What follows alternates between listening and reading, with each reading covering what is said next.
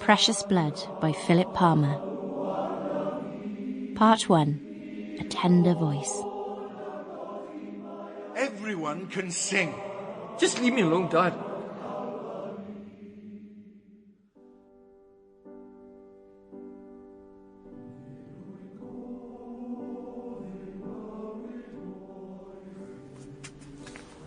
That's close enough. If you say so. What song is it? Don't know. Welsh, is it? Don't know. I tell you what, why don't I handcuff you? You can wander over, say hello to your own mates at your dad's funeral. It's my dad. It's my dad. Have some respect. Except you don't have any own mates. You made your point. Because you're a nonce, and they all hate you. I'm not a nonce. I wasn't even accused. Forget it. They all hate you. I've never seen a person hated so much by so many people ever since we rolled up here. And I've spent time with some real sickos in my time. Did your dad hate you too? Yes. Oh, that's priceless. That's priceless, that is. Are we done now? Shall we go? I want to stay to the end. Why? You filthy pervert. Look, let me just listen. Will you give me that much? It's Calan Lan. Calan Lan and Club Daioni. Techachun ar Lily Close. He was Dad's. He loved this. Shut up. Just shut up. No one wants to hear you, not even your dead bloody father. So just shut up and don't give me any lip until I drag you back to your ugly, stinking cell and blah, blah, blah. I'm going to talk all the way through this entire stupid service so you don't get to listen to your nice Welsh music and you don't get to say sweet goodbyes to your lovely old dad who hated your guts. And no wonder, because you're a filthy, child-killing piece of shit. You got that? It's good to have you back, son. I've missed the old place. Nothing changes here. Nothing ever changes. Some things have changed. Well, I'm older and greyer. Look at you, a strapping grown-up man. Balding? What's that about? Paunchy? It's good to be back, Dad. It'll be strange for you, being in my school, working with my colleagues. It was my school too, Dad. Why come back, son? Why come back? Why change everything? It's a good job, and I like the old place. Yes, but Newport, that's a city. This is just a pond. You were in the ocean. Do you not want me back or something? I'm thrilled. Over the moon, my little boy, come good. You can join the choir. I'm not joining the choir, Dad. Well, that's good, because you're not good enough. You can't sing and you have no hoil. Do you know what hoil is, son? Because you don't have it. Never have, never will. But that's all right. Not everyone has that kind of gift from God. Don't feel bad about it. Nothing changes, does it? Good to have you back, son. I know you'll do me proud. Just tell me what you remember. Not much. Happens to the best of us. What do you remember? I heard nothing at all. Because you were drunk? No, I wasn't. I'm not judging. I had a few beers, no more. Tell me what you remember from when you woke up. Well, I saw him, didn't I?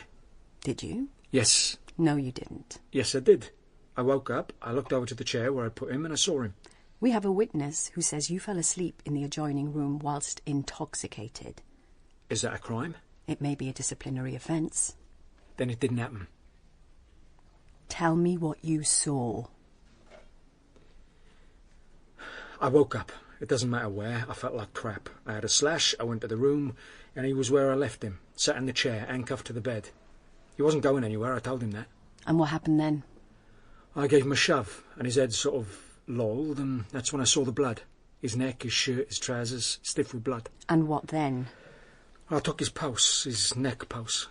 He had no pulse, and then I saw I'd got blood all over myself, all over my hands and my shirt, and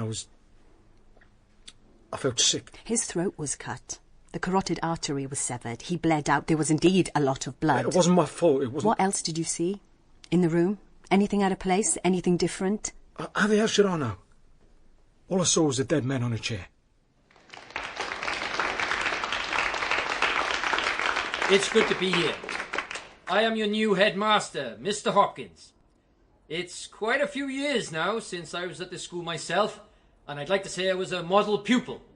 But I wasn't. Oh no, I really wasn't. But I did work hard when it mattered. And I know that you will too. All of you. It's good to be back.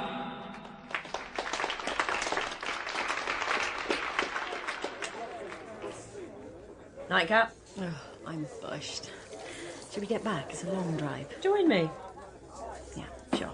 I'll have a malt. Well, I'm buying then. Younger legs. 1 malt, a double, 1 sparkling water. And thank you in advance, landlord, for your excellent table service. Nicely done.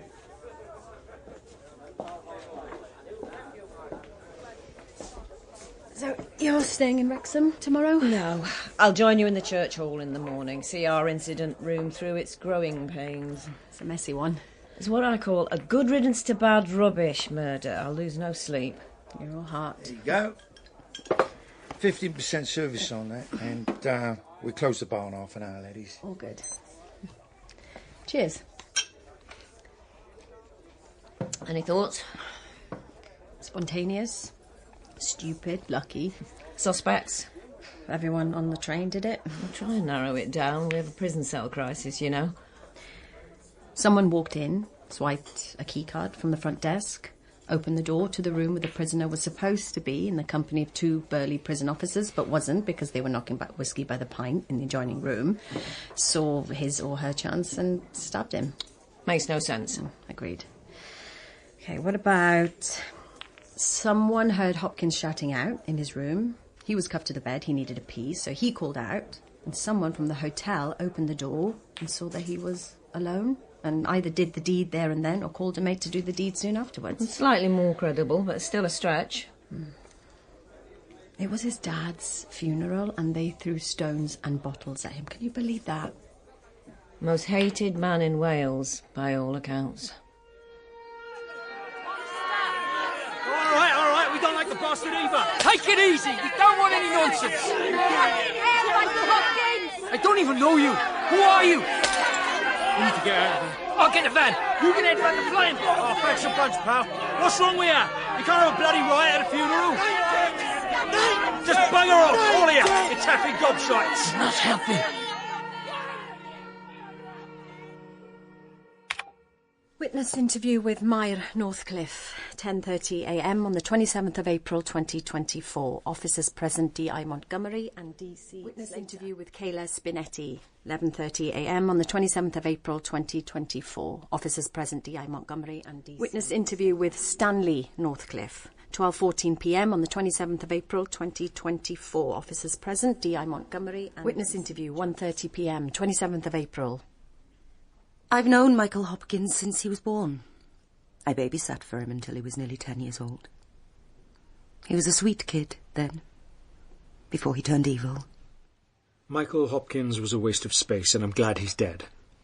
But I've no idea who could have done this thing. It was meant to be a day of celebration. Songs of the graveside, then down to the pub. One of the choristers has a portable keyboard, see. You normally set it up in the corner, then it's songs and beers all night. The afterglow, we call it. Ifor was a great man, and he lived a long life. That would have been his send-off, a glorious send-off. But, once Michael turned up, it all went nasty. Michael broke his father's heart. He broke all our hearts. Ifor wouldn't have wanted him there at the funeral. What was he thinking? How selfish can a man be? I was so angry when I saw Michael. So very angry. The choir is my life. Always has been. I worked in John Morgan's garage for 30 years on reception. That was my day job, see. But singing was my life. I'm a soprano, and I went to the Royal College of Music, and even now I can give your Leslie Garretts a run for their money, but I'm not professional, like. I'm retired now, apart from a few bits and pieces, cleaning jobs and so forth. But even though Ifor is gone, I'll carry on singing with the choir. As their guest soloist, that's what I am, you see, here and on all the tours. There'll be a new choirmaster, and some of the older boys in the choir will die off, and younger boys in their 50s and 60s will join, but the choir itself will live forever. That is Ivor's legacy. Michael being there was his way of pissing on his father's grave, wazzing all over that great legacy. It should never have been allowed. What happened that day, the day of the fire, July the 3rd, 2007 it was, shattered Ifor. He never recovered from it. But you'd never know it, always there with a smile, never missed a concert or a rehearsal. He was 78 years old in January, did you know that? And the last concert we sang, he didn't miss a beat. He held us in the palm of his hands, and he made us magic. And today was his most special day. It was meant to be the day that Ifor walked with God, and that bloody boy spoiled all that by getting himself killed. You can hardly blame him for that. Can I go now? Not yet, no. Were you in the bar of the Blue Boar Inn that evening, the evening of the 25th of April? No, of course not. I was down the rugby club with the rest of the boys. And the rugby club is 3 doors down from the Blue Boar Inn. It's a small town. And did you see anything or hear anything out of the ordinary? Think hard. It's good that he's dead. God bless whoever killed him.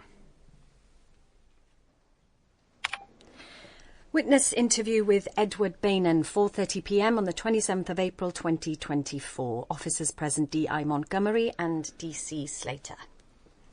How are you, Eddie? I pleaded guilty. Duly noted. So what's this about? You know what this is about, Eddie. Don't call me Eddie. You know what this is about, Mr. Bainan. This is a formal tape-recorded witness interview which is not related to the offence of criminal damage for which you have already received a caution. I missed. I was aiming for his head. Well, that would be attempted murder, so I'll pretend I didn't hear that. I didn't kill him. I wish I had. Can you give me an account of your movements on the evening and night of Thursday, 25th of April? Home. In bed with my wife. We have a statement from your wife confirming you were home, but she also says she's a heavy sleeper. I didn't kill him. You're barking up the wrong tree. But you wanted to kill him. Of course I did. Look, Eddie, I just want some background here. I'm not from this town, so tell me about it. Tell me what happened 17 years ago. I said, don't call me Eddie. I'm not your enemy, Mr. Bainan. What do you want from me? You know what happened 17 years ago. I've read the files. Then you know. I just want more context. There is no context. There's just a school on fire in the middle of the day. We all saw it. We all saw the black clouds billowing in the blue bloody sky. We all breathed in the fumes, but I thought it was a bonfire. I thought it was the bonfire. I could smell it. Eddie, I'm so sorry. It's not possible. I'm so very sorry. It's not possible. 8 years old, he's never going to shave, he's never going to... It's not possible. How's it, Lynn? Oh, she's alive. Good, that's something. How could this... Oh, Eddie. What kind of monster could it... Oh. You're talking about the day the Llanfiniau Primary School burned down. I'm talking about the day my son died. Moir, say nothing. Say nothing. Stay where you are, Mr. Hopkins. Why? I'm safe now. That troublemaker is buggered off. I need you to come with me to the station. We have some questions to put to you. Go to hell. Just put your shoes on, Mr. Hopkins, and come with me. Questions about what? What have I done this time? Questions about the fire at the school yesterday. You can't be serious. Say nothing. Say nothing. Nothing can be said. Ifor, you must... No, Moir, my son has been arrested. I've been told that. Damn it, he's guilty. And that's it. No more can be said. I knew 2 of the boys. One of the girls. They came to my We Love Music group, the under-10s group that I run at the church hall. One of the boys, he could sing. He could really sing. The others, not so much, but nice kids. I remember them all, see? I always remember all the kids I teach. It doesn't matter how little time I spend with them. And most of the time I remember them when I meet them years later, too. I get these baldy fat blokes coming up to me in the supermarket saying, "Hello, Ifor." And I give them a look, and it usually takes about 3 seconds, and then I see the boy inside, the fat, baldy man. I don't believe it. Michael would never... He's your son. I have no bloody son. Oh, no.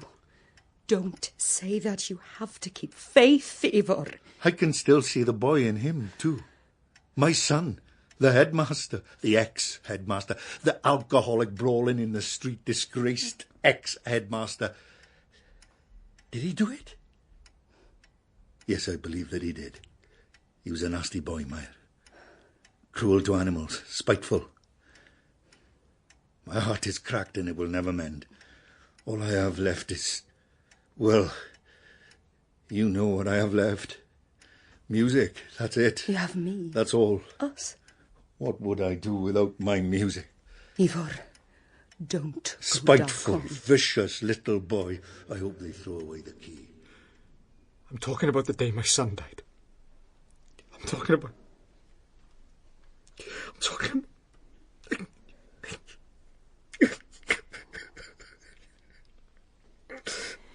Interview suspended. Eddie, I'm sorry. I'm so sorry for your loss.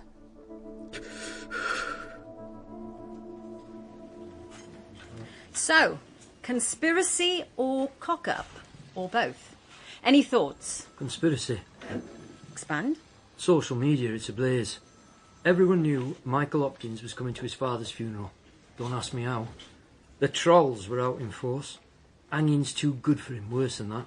In these parts, he's Peter Sutcliffe on a day trip to Sheffield. IP addresses? Nothing definite, but there's a Liverpool gang who run a county lines operation all the way down this border.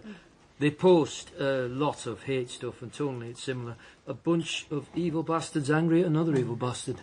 During the funeral itself, there were dirty looks, but no shouting or swearing. But after the service, there was a large gathering of angry locals full of violence, some armed with bricks, some had bottles. Bottles means pre-planning. You don't go to a funeral with a beer bottle. In my neck of the woods, you might. Moving on. Now, the cock-up part is, the prison van drove over a broken bottle, burst a tyre, swerved off the road and hit a lamppost. 2 prison officers and a once dangerous, but actually now quite elderly... Not that elderly. ...prisoner left adrift for an afternoon and an evening in a moderately remote Welsh border town. No cells available in the local police station and no prison vans available to come and fetch them. And no one could have anticipated all that. The opportunity was fortuitous. The desire to kill was premeditated. Yeah, like the governor says. These prison officers were not of the highest calibre. They were by no means the sharpest knives in the knife block.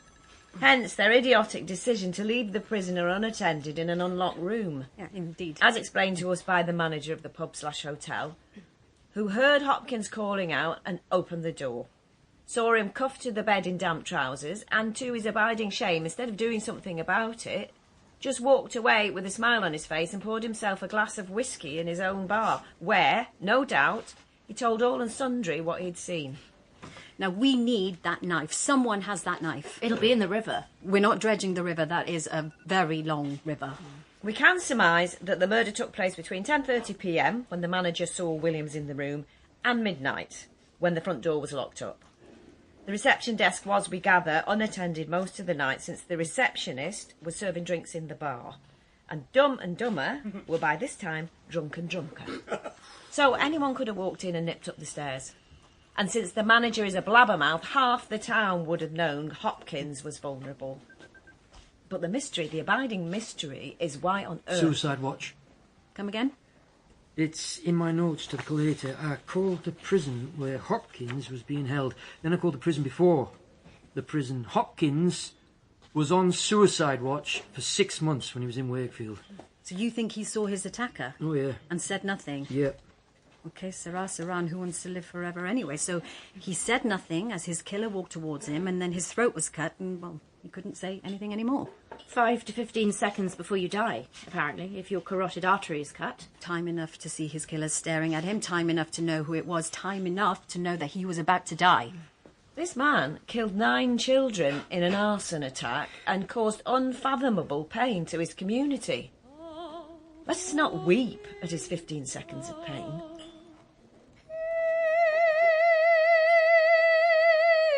Lovely, lovely.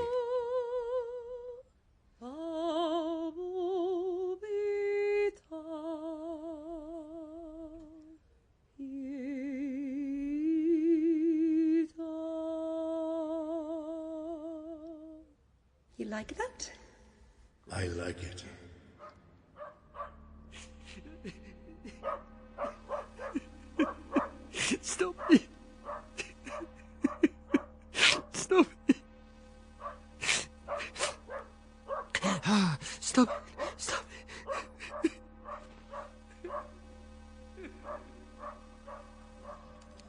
most hated man in Wales. That's what they say. So, let's recap what we know and what we surmise. So the victim, Michael Roger Hopkins, he was convicted in 2007 on 9 charges of manslaughter and 1 count of arson. The manslaughter verdict indicates that he did not intend to kill his victims. It was a cock-up. And the arson charge, which carries a life sentence, means that he was very unlikely to ever be released. The victim's crime was to use accelerants and an improvised explosive device to blow up the school at which he had once been the head teacher. When arrested, he was both drunk and abusive. And witnesses placed him near the scene of the explosion. There were traces of accelerant on his clothing, and he had ample motive due to the fact that he'd been dismissed from the school and made unemployable because he'd been caught embezzling school funds. The IED had a timer attached to it, and it surmised that it was meant to explode sometime in the night, burning down the school hall in a spectacular but harmless fashion. However, the timer failed, and the device randomly detonated at 9 a.m. the following morning, and the flames then spread to the primary school classrooms, which are on the same site. 9 children under the age of 11 died. 7 had life-changing injuries. 12 had major burns. There isn't a person in this town who shed a tear for Michael Hopkins when he was stabbed to death in a hotel bedroom, silently accepting his own demise. You felt guilt, maybe, at the end. No despair. We'll never know. So let's find out. Doug? Yes, Mum. Make a trip to the prison. Talk to the guards, fellow prisoners, chaplain, anyone you can get hold of. Gather up anything that Michael left behind. Letters from friends, books, anything at all. Will do. Let's get inside his head.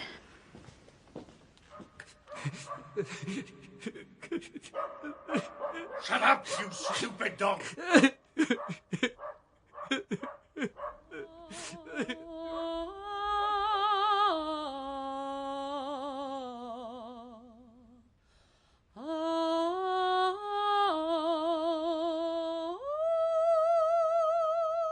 Lovely, lovely. You like that? I like it.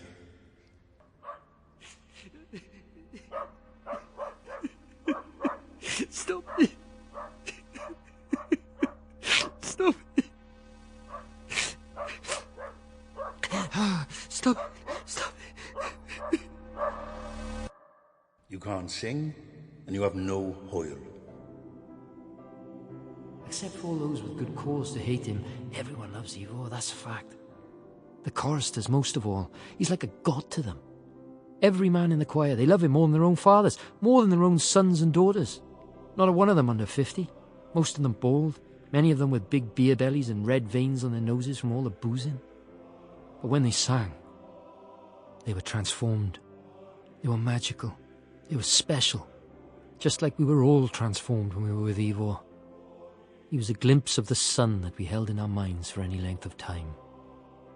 That was Ifor. Look, let me just listen. Will you give me that much? It's Calan Lan. Calan Lan and Club Daioni.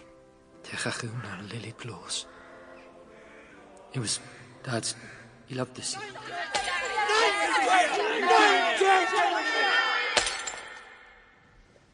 Okay, talk me through the timeline again, starting from when Michael Hopkins was caught stealing from his own school.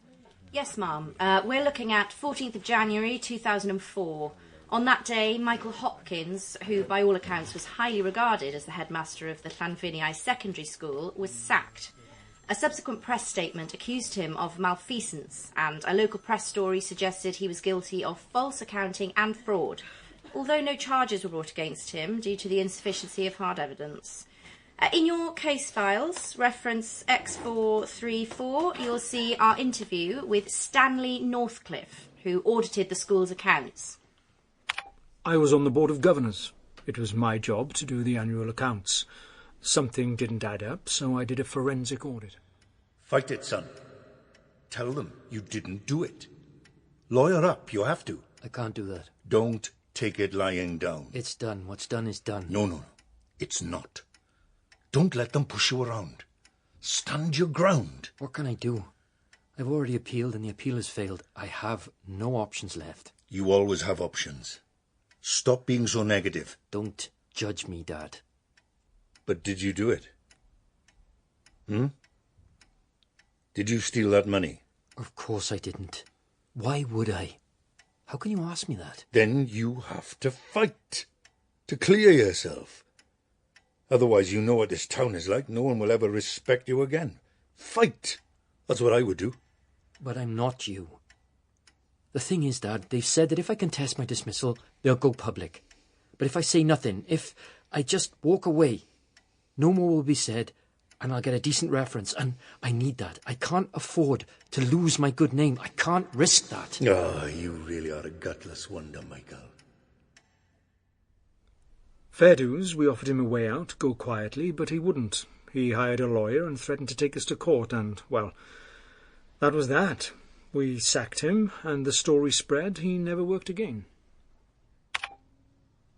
Ifor was such a kind man. So very kind.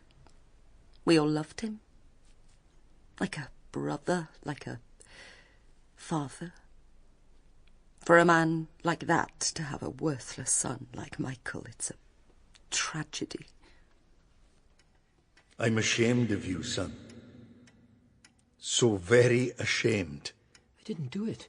I didn't steal anything. Yes, so you keep saying, but now I don't believe you. I've seen the accounts. I've spoken to Stanley. You've been lying to me all this time. How could you? You'd think with Ifor as a dad, Michael would have been musical, but he wasn't. Couldn't hold a note. Never sang in his own father's choir. Strange, that. Why am I telling you this? It's all context, Mrs. Northcliffe. It's just me gabbing.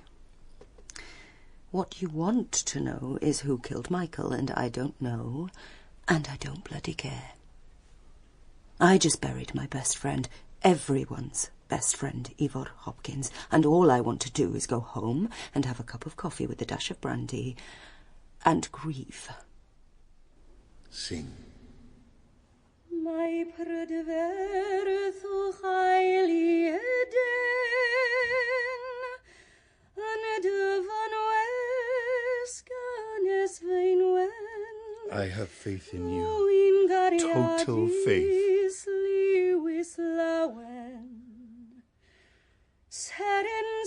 Never doubt yourself.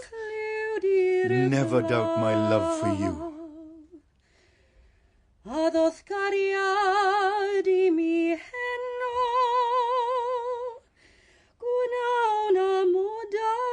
You have the voice of an angel.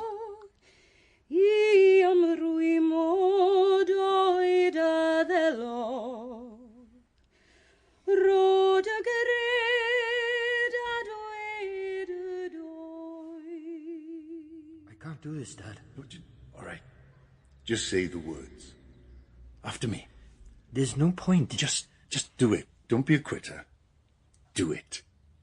Paham mai dicter o mavanwy, and llenthwyth lygaid dion di. Paham mai dicter o mavanwy, and llenwyth lygaid dion di. Now. Let's sing it. Here's a B. And the chord's E major. It's easy. Okay? Now just follow me. Pa mai dicter o mavanwy, and length with lygaid dion di. That's it. Sing it. You can do it, son. You're my son. My son. Ifor Hopkins' son, and you have a voice like an angel. Sing. Boy, sing.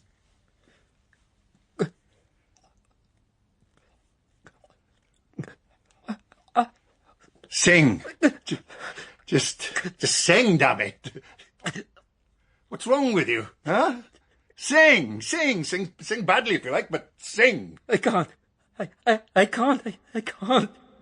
Everyone can sing. Just leave me alone, Dad. Ifor was loyal to his son, as you'd expect. Never said a bad word about him, not in my hearing at any rate. But after he was sacked, Michael was a lost soul. Angry, violent, drunk most of the time. It was sad to see. He'd been such a proud man, but by the end he'd get so drunk he'd wet himself. I saw that myself with my own eyes. That's the night he got barred from the last of the pubs to bar him, the Caradoc. The landlord was Mick Smith. He was Michael's childhood friend, but enough is enough, am I right?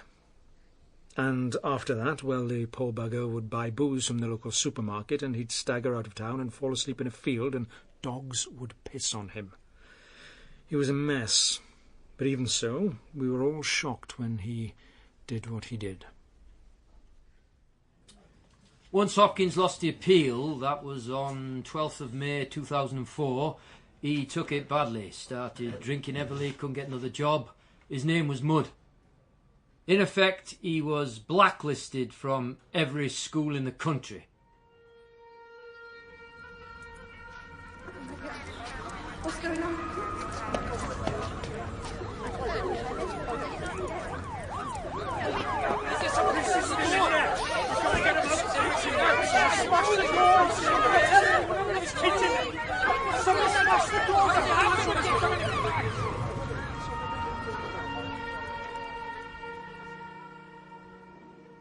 And 3 years after being sacked, that's when he burned down his old school. There's no need to wonder about the motive for this murder, and we are not short of suspects by any means. You know, we're talking mothers and fathers of children who died in the fire, grown-up men and women who were once children at the school and who suffered life-changing injuries or who lost their friends that day, plus uncle and aunts of the children who died. You know, every single person at Ivor's funeral wanted to kill Michael. That's the long and short of it. But so far, the main persons of interest are Kayla Spinetti, 33, several convictions for drunk and disorderly and selling cannabis. Her daughter Ellen died in the fire. She was abusive to Michael after the funeral and may have thrown stones at him. Eddie Bainan, a former soldier with a history of making death threats against Michael Hopkins. His son died in the fire. I'm talking about the day my son died. He was arrested for breach of the peace after the funeral and was identified as one of those who threw bottles at Michael and cautioned. The pub landlord, Danny Jones, who admitted seeing Michael tied to the chair and whose nephew died in the fire. Megan Jones, Danny's wife, co-licensee of the pub, who had every reason to hate Michael Hopkins, but agreed to let him spend the night in one of her rooms. Now, Megan is a small woman, but apparently extremely fierce, and on several occasions has expelled drunk rugby players from her bar with extreme force. In addition, we have Stanley Northcliffe, chorister and treasurer of the choir. Now, Stanley has a history of depression, and he's written repeatedly to the parole board, arguing in a very angry fashion that Michael Hopkins should never be set free. Stanley's wife, Mair Northcliffe, a soprano singer associated with the choir. She was present during the riot at the funeral, although there's no evidence that she threw anything at Michael Hopkins. Raymond Clark, Desmond Leary, Lucy Simmons, all with cautions for ABH and all victims of the fire who lost friends that day. Or none of the above. I mean, it could be one of the trolls who've been making death threats against Di Firestarter, as he's known online. OK, let's start with the online death threats. Hashtag Taffy Burn. It's been active for 18 months, ever since the memorial website for the victims of the arson at the school went up. Multiple death threats, too many to count. Some of the threats are unspeakably graphic. The moderator's taken down pretty quickly, but then they pop up again. The cyber hate team in the Met have explored possible connections with the Liverpool County Lines gang we looked at previously, but they now consider that to be unlikely. In their view, this is some kind of troll syndicate, highly sophisticated in the use of bots and whatever else these people use, which is why we can't identify any of the IP addresses. Okay, the memorial website. Let's take a look at it. Well designed. It's rather moving. Photographs of all 9 of the dead children. One child is 10-year-old Rhys Bainan. He's the son of Eddie Bainan. And it's Eddie who created this memorial website. It's modelled on the Lockerbie site, I'm told, which is a beautiful testament. Well, let's not get into that. The point is, the launching of the site revived awareness of this long-forgotten disaster, and with it came the death threats, and with it also came the conspiracy theorists with their absurd black is whiteism saying it never happened, or I'm really glad it happened, or 9 dead Taffies, 3 million to go. That's sick. I mean, Eddie must have been gutted when all that started up. Mary, what's the backstory on Eddie Bainan? Army record, Royal Welsh Fusiliers, 1994 to 2012, decorated for bravery. Tried for the SAS, but couldn't hack it, then went into Civvy Street. You know, it's not easy to kill a man with a knife. And our killer severed Michael's carotid artery with a single sweep of the blade, no hesitation cuts. That takes a high degree of skill. Keep looking, keep asking. Let's pay Eddie Bainan a visit. I'll make it informal, let's not scare him off with a caution. And if he did it, chances are he will confess, because he won't be ashamed. He'll be proud. Come through.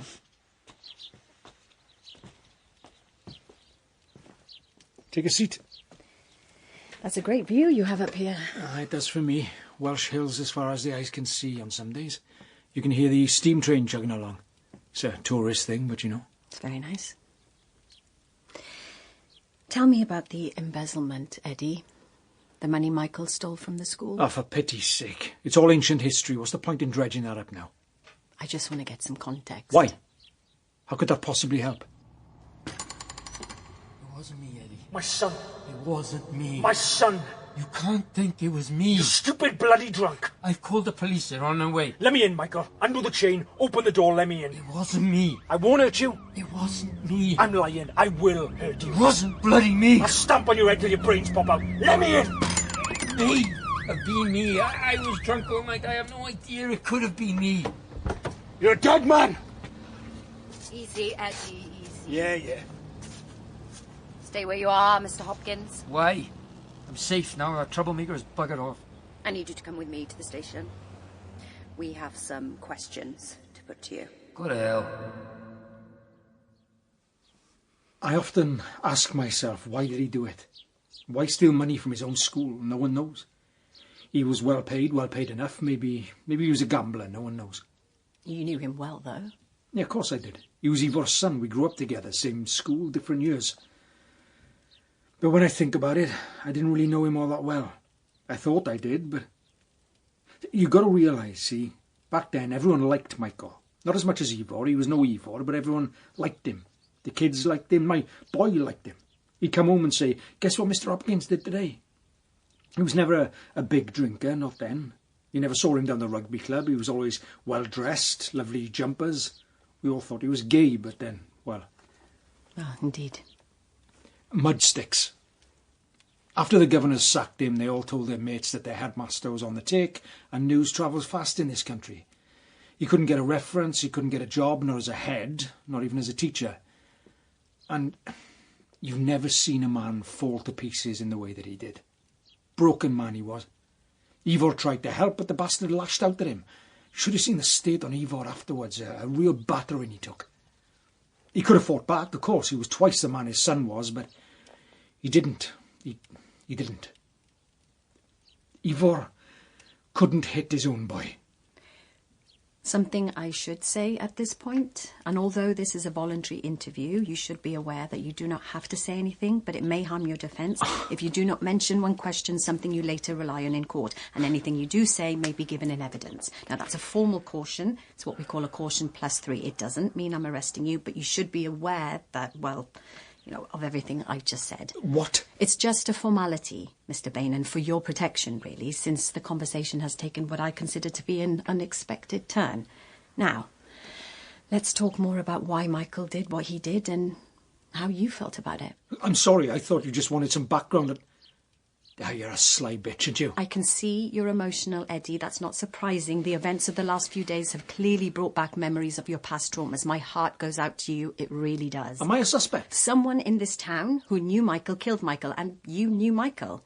And you made threats to kill him on a number of occasions, and you've already pleaded guilty to throwing bricks and bottles at him after the funeral. So, tell me how you feel about Michael now. I feel glad. Glad he's dead. Of course I am. Glad he's dead. What else do you expect me to say? A burden has been lifted? Is that how it feels? Yes, it does. A burden lifted? Yes. You shut down the memorial website. Why did you do that, Eddie? What? The website, why did you close it down? It was a nightmare. It was a beautiful thing. It was moving. I thought it would help. You know, you've honoured those lives, those wonderful children, so much ahead of them. But it didn't. I was wrong. I stood on a turd. I should have known. I didn't know. You're talking about the trolls. They're psychopaths, all of them. I had a plug-in that allowed you to post your memories of your lost child or say something kind to honour the griefs of others. And people did. A lot of people did. And then the haters came. I've read some of their comments. So I took it down. End of. You can't do anything good these days. Some of them said some terrible things about those children. That must have hurt. Of course it hurt. Eddie, just tell me. Tell you what? Did you know? Did you know that Michael Hopkins was in a hotel room handcuffed to the bed with no prison officer present? Did you know that? Yeah, I knew that. How did you know that? None of your business. None of your business. And did you go to the hotel, Eddie? Did you walk up the stairs to Michael's room? Did you go inside? Did you lift your burden? No. Would you like to continue this conversation at the police station, Eddie? Would you like a solicitor present? I don't want a solicitor. I'm going nowhere. You wanted to kill him, didn't you? Of course I did. I've told you that already. Then why didn't you? You know, he deserved to die, didn't he? Some might say so. I certainly would have been very angry indeed if it was my child who died. I've had enough of this. All those sweet, innocent children. I mean, why didn't you do it? Why? Why not, Eddie? Because at the end of the day, blood is thicker than water, right? What? Arrest me or piss off, which is it? So what did you just say? Oh, call yourself a detective. Ifor Hopkins was my father too. You make me sick. Michael Hopkins was my half-brother. Half-brother kin, you get it? Oh, you make me so angry, so bloody angry. But then I'll always be angry until the day I die. That's what he did to me. Now, get out. You were Ivor's love child. Ivor had an affair with your mother. Is that what you're saying? I'm a bastard. Ivor's bastard. Just look at yourself, Eddie. And look at me. How can you not see it? Then all the more reason to hate Michael, then all the more reason to kill him. No. Eddie? Go. Get out. Go. Eddie Bainan, I'm arresting you on suspicion of murder. Let me get my You do coat. not have to say anything if you do not wish to do so. I get it. I'm going with you now. It may harm your Shut up. defence if you do not mention something which later you rely on in court. I get it. Now shut up.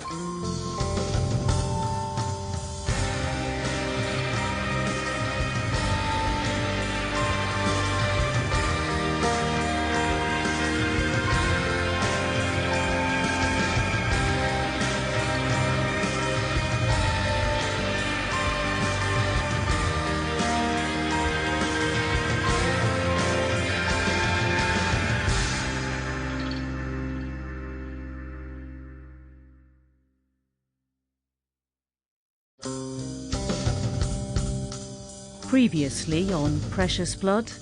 The most hated man in Wales. That's what they say. I've known Michael Hopkins since he was born. I babysat for him until he was nearly 10 years old. He was a sweet kid then, before he turned evil. 5 to 15 seconds before you die, apparently, if your carotid artery is cut. This man killed 9 children in an arson attack and caused unfathomable pain to his community. Let us not weep at his 15 seconds of pain. Oh, you really are a gutless wonder, Micah. Eddie Bainan, I'm arresting you on suspicion of murder. You do not have to say anything. 9 dead! 9 dead! 9 dead! Precious Blood by Philip Palmer. Part 2. A Pure Heart. Teddy Ewnaeth. He was a wirth o. Tactile greased man was evil continental kisses, imi vlas, for all the arviw lady guests, for goodiced, before the anov show the ysbryd, and after the glan curtain call, the achaf, and shoulder trabwyf rubs of byw on, course for the canier gan female accompanists whenever gweld he could, harwch. There were seen bywiokai, lots of mire of them over hallelujah, the years and they roddav, always yes either, or the maurad shoulderless tea dresses, Tyddi yw for the concerts, grist. And none, a groes of them, yr oed ti'n hyrddi efo holl welion, complained voice, o lle roedd, maybe, cysgodion nos, they did. Good news about the knife. We don't yet know if it's the murder weapon. It's been in the river for almost a week, so there won't be any fingerprints. It's very unlikely there would be DNA from whoever held it. However, we're having the blade checked for traces of the victim's blood. What else? We've searched Eddie Bainan's house. We've removed clothes from his wardrobe and his laundry basket. We're doing a full forensic search. All it takes is a speck, a scintilla of blood with DNA from the victim. We've got the lab working overtime. Did I authorise that? It's a figure of speech, Ma'am. You were banking on a confession, though. Eddie Bainan made death threats towards Michael Hopkins in 2007 and subsequently. He threw bottles at Michael after the funeral 2 days ago. He's an ex-soldier with combat experience, and he has a sideline as a master stalker, culling deer in the local forests, which means he uses hunting knives as a matter of course. You can forget about the internet trolls. This was a local person. Only a local would have known that Michael was unguarded in his room. It's Eddie, I'm sure of it. But he says he didn't do it. He says he wishes he'd done it. And then there's the book? Yeah, one of my team retrieved it from the prison bin, would you believe? 20 notebooks filled with tiny handwritten entries in a crude code designed to fool any other cons who tried to read it. Not much of a code, but effective enough, I suppose. Indeed. Now, each word or phrase of Michael's journal is interpolated with song lyrics in Welsh, taken from the repertoire of the Llanffiniau male voice choir. At first glance, gibberish. But once you take out the Welsh, it all makes sense. He was a tactile man, was Ifor. Bear hugs for the men, continental kisses for the ladies, one on each cheek, especially for the lady guest artists after the curtain call, and shoulder rubs, of course, for the female accompanists whenever he could. There were lots of them over the years, and they always wore shoulderless dresses for the concerts, and none of them ever complained. Well, maybe they did. We've got a team of document readers transcribing the journals. I mean, much of it's tedious, but some of it, well... The dog story. Yeah, here it is, Mum. Shut up, you stupid dog!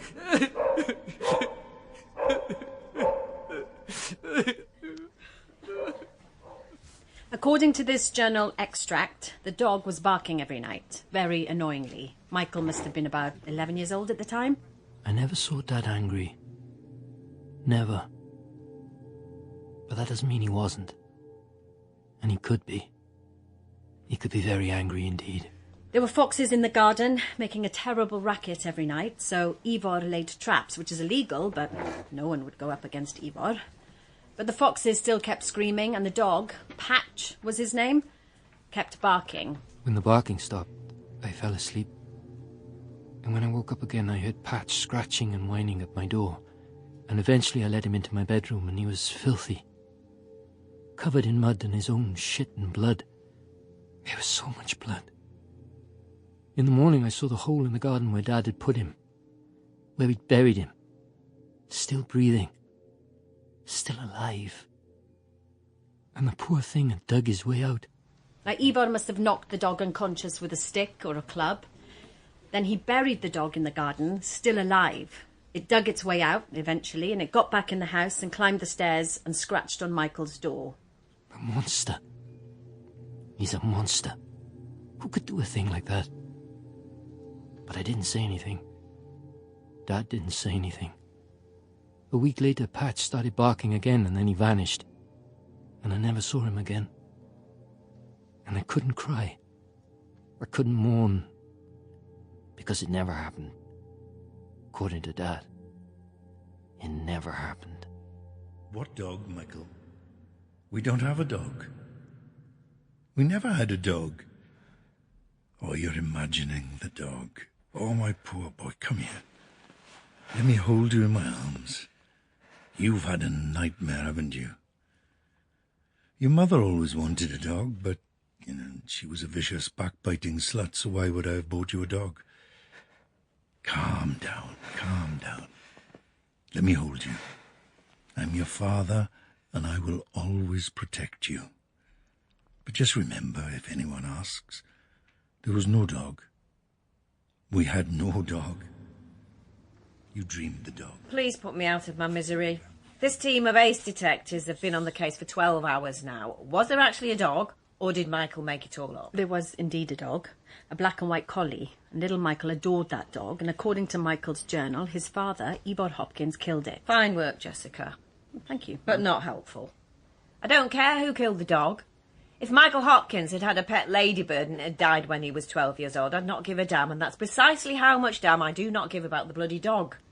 Who killed the man, Who killed Michael Hopkins? It's all context. Context to what purpose? You're wasting time. You need to... I'm simply just You need to get a grip on this investigation, not get bogged down in... With respect, Mum. Don't with respect, Mum, me. Well, then don't steamroller me when I'm trying to do my job, Mum.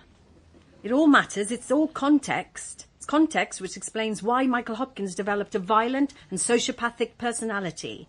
You know, this man, Michael's father, Ifor Hopkins, this saint, this pillar of the community, he was a monster.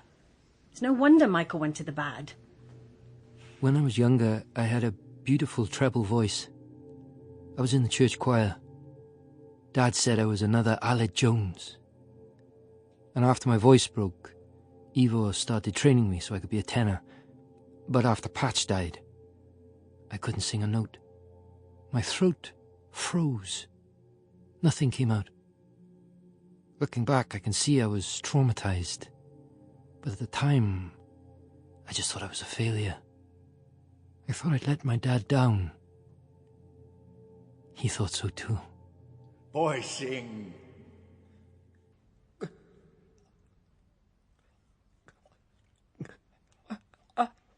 Sing.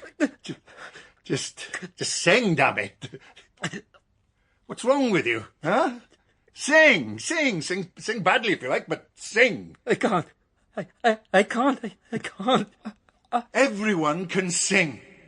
Just leave me alone, Dad. Anything else, Mum? I need to get back to my My team. point is, we still have Eddie Bainan in custody, wearing out the words no and comment. The pace clock is ticking, Jessica. You need something concrete. I am indeed very aware of that, Don't Mum. get snotty with me, Inspector. I'm not. You are. Your tone is resentful. Subtly so, but so. I am irking you. I'm doing my best. Now you sound defensive. Do better than your best. Get in there, get in the bastard's face, get personal. Yes, Mum. Interview resumed. Eddie. No comment. I have a sister. We're very close. We talk every day. Is that a question? When did you find out that Michael is your half-brother? No comment. I mean, it must have been very hard for you to suddenly find out that you had a brother. No comment. When did you find out? No comment. You know, it must have been a shock. No comment. Who told you? How did you find out? Was it Michael? Did Michael tell you? Hell no. He didn't know. Not till years later. Ifor told me. You should join the choir, boy. When your voice is settled. Yes, sir. You don't mean that, though, do you? You're just saying that. Yeah, you'd rather be playing rugby and drinking beer underage and wanking as often as you can to build up your strength for the big day. Am I right? And don't call me sir. Call me Ifor, okay? Whatever you say, sir. Once I leave school, I won't have time for choirs and the like, sir. Ifor. Oh, you got a job lined up? Well, no, I haven't, not really. Oh. I'll put in a word. No, thanks. I'll put in a word. The least I can do. Can I go now? You're a great lad. A poet of the oval ball. Not like Michael. You're the kind of lad a man could be proud of. Lesson's over, sir. Can I go now? Oh, your last lesson. Last piano I'll ever play. Don't say that. You'll join the choir when you're older. You might even be an accompanist one day. You have talent. Raw, but it's there. Rugby, piano, it's all the same. It's all timing and physicality. I was a rugby player once. Ah, lad. Don't touch me, sir. It's not allowed. Do you know who you are, boy? Do you know who you are? I know who I am, sir. Oh, do you know? And do you know who your father is? Of course I bloody know, sir. No, you don't. No, you damn well don't. Off you go now, Eddie. What do you mean? Well, look at yourself, lad. Look at me. Your dad was a short ass, 5 foot and a bit. The poison dwarf, we called him. Not nice, I know, but that was our banter. You really think a man like that... What are you saying, sir? Look, I'll get you a job, Eddie. You'll join my choir. I'm proud of you, son. No, I don't believe you. I don't believe you. Just look at yourself, Eddie, and look at me. How can you not see it? He was jealous of me, Michael was. When we were in school together, I mean. Jealous, can you believe it? Why was he jealous? Oh, bloody hell, how should I know? Scholarship to Oxford, every teacher's pet. I was working in a factory at 17. He was on the high table talking bollocks in Latin. So you weren't close? No, not a bit of it. Not back then. But once he buggered off to Oxford, I did join the choir. I played all the afterglows. I can play by ear, see? I know all the songs. The classics, Delilah, Max Boyce, Working Man. Ifor and I were close. He was like a... I really failed to see the point of this line of questioning, dear Montgomery. No, it's fine. We weren't close as kids, that's all I'm saying. Then Michael came back, he was a grown man, I was a grown man, and we went for pints together. We grumbled about Ifor. He could be a pain sometimes. We bonded, like... And what about your father, Eddie? I mean, the father who raised you, Barry Bainon. Do you still have contact with him? Oh, do I, hell? He just left us in the lurch. I was 12 years old. I haven't seen him from that day to this. That's the rugby club. Cheap beer, darts, you know, the kind of thing. I do indeed. Morning. Don't take it personally. We're the invaders in this town. And that's the school. Victorian Secondary School. The primary school is a 1970s prefab. And the green building, that's where the fire was. An older building, all wood, went up like a torch.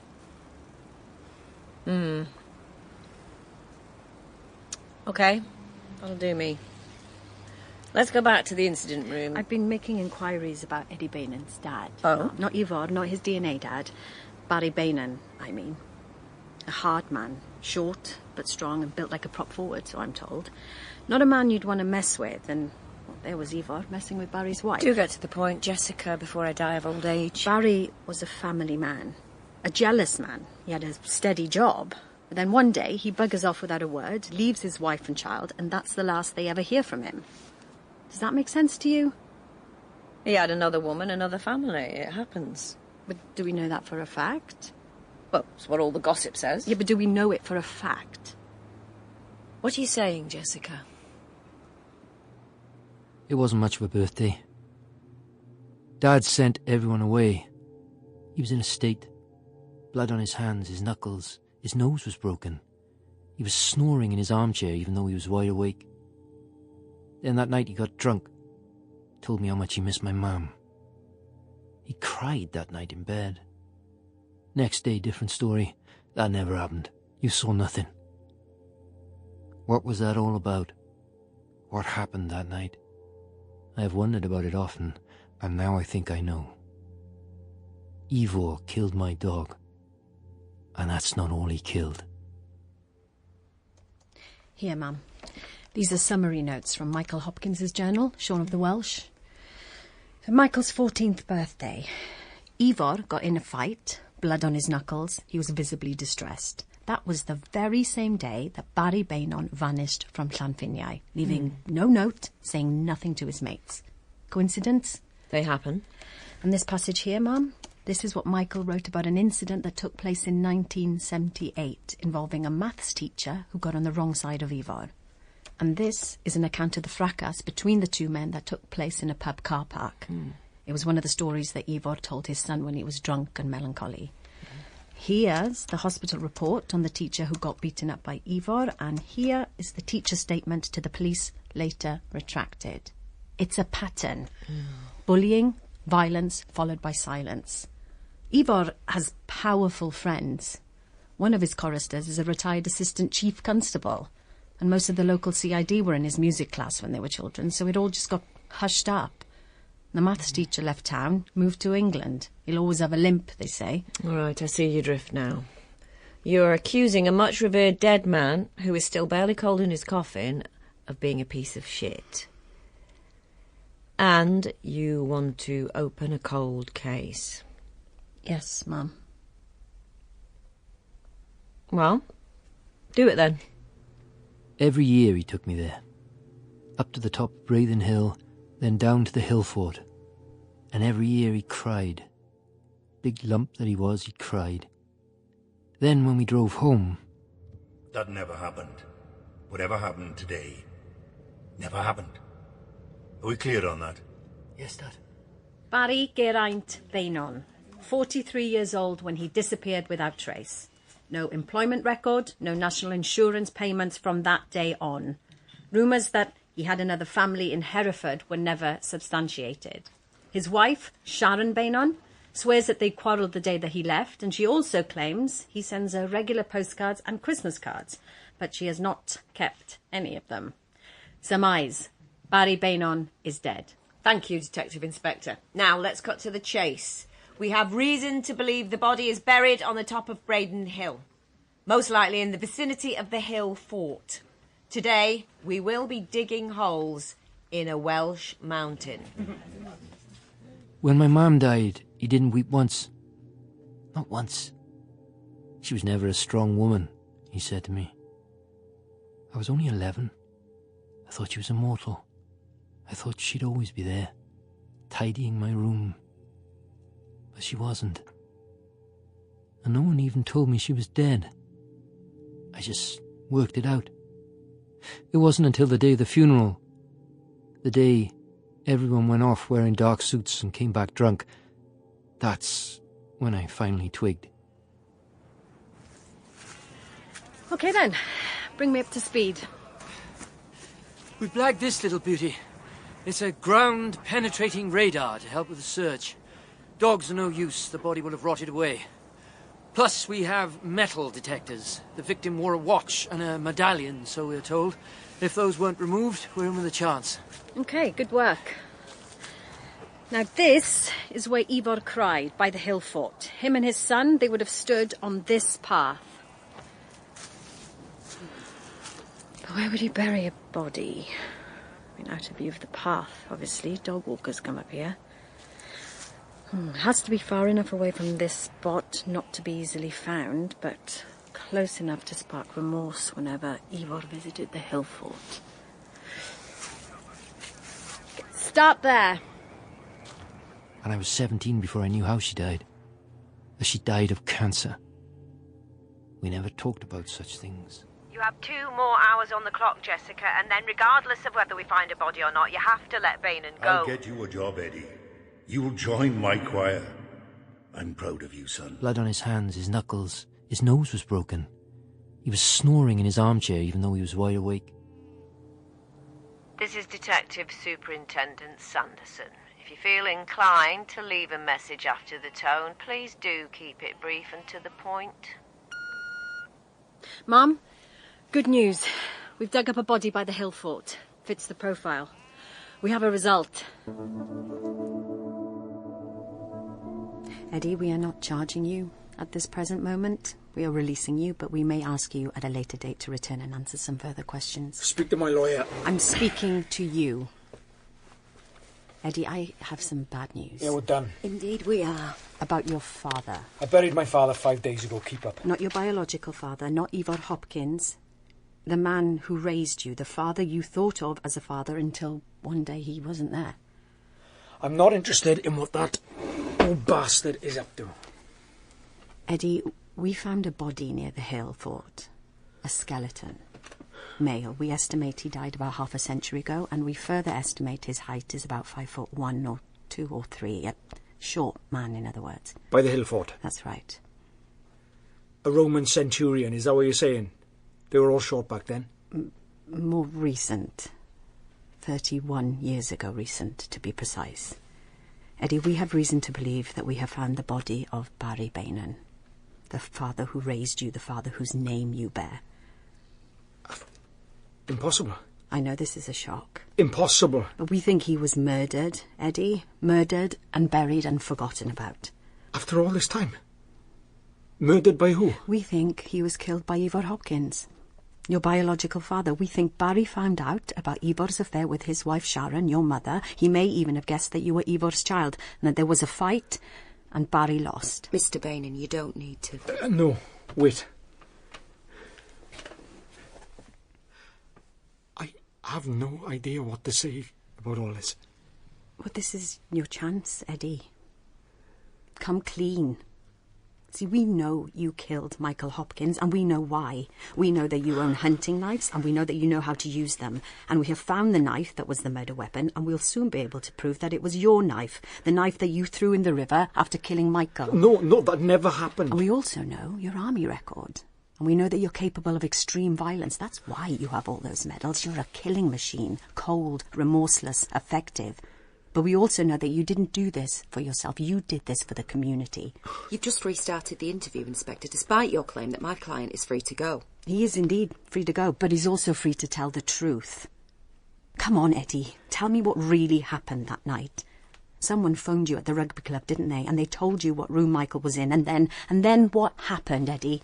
I'm out there. We found Barry Bainon's body, your father's body. Do you understand what that means, Eddie? Not really, no. It means that Ifor was a killer too. A murderer. He wasn't the man that you all thought he was. He was a cruel man, a dangerous man. And he's the reason that Michael became the way he was. Don't blame Ifor. This has to end now. You're out of time. Charge my client or let him go. Hey, Eddie? You are free to go.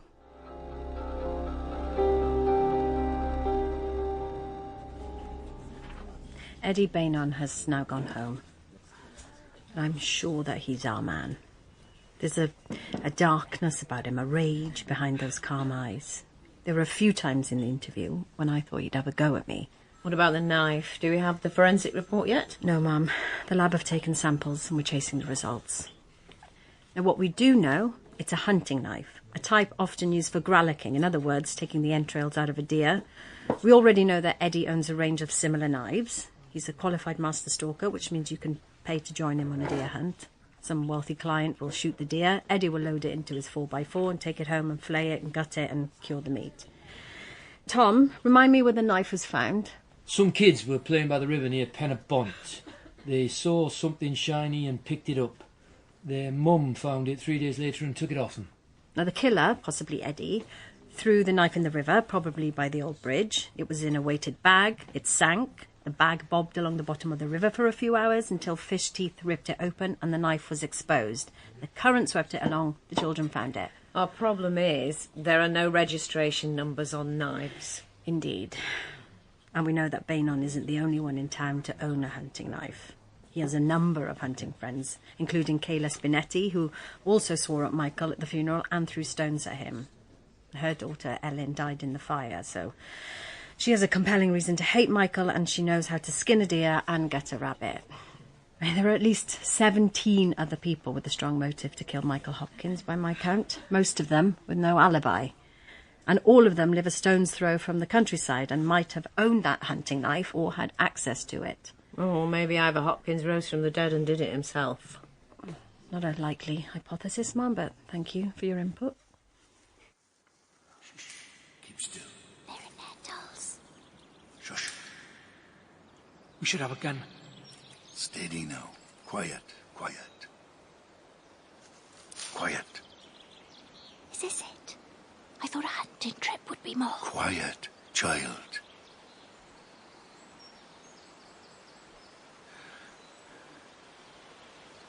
All right, move on. That's beautiful. Yes, it is. Dyfroedd Prydferth Falls. In winter, it... Look, there it is. Take a photo. If we had a gun, we could shoot it. Why would we? It's a wild stag.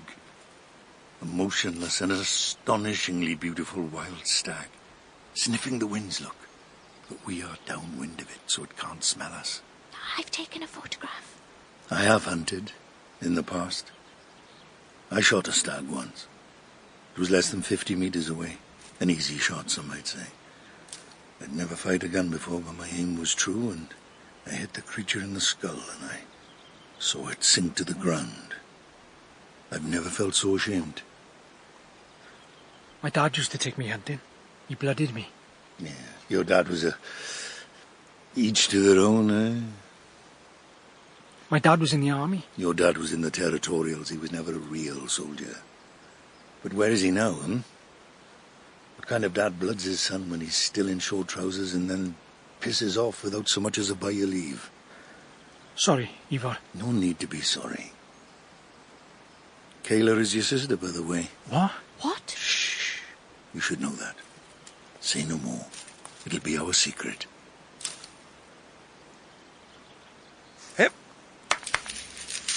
Oh, look at that creature run. That's poetry in motion, that is.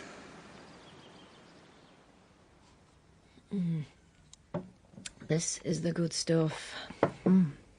It's lovely. Very peaty.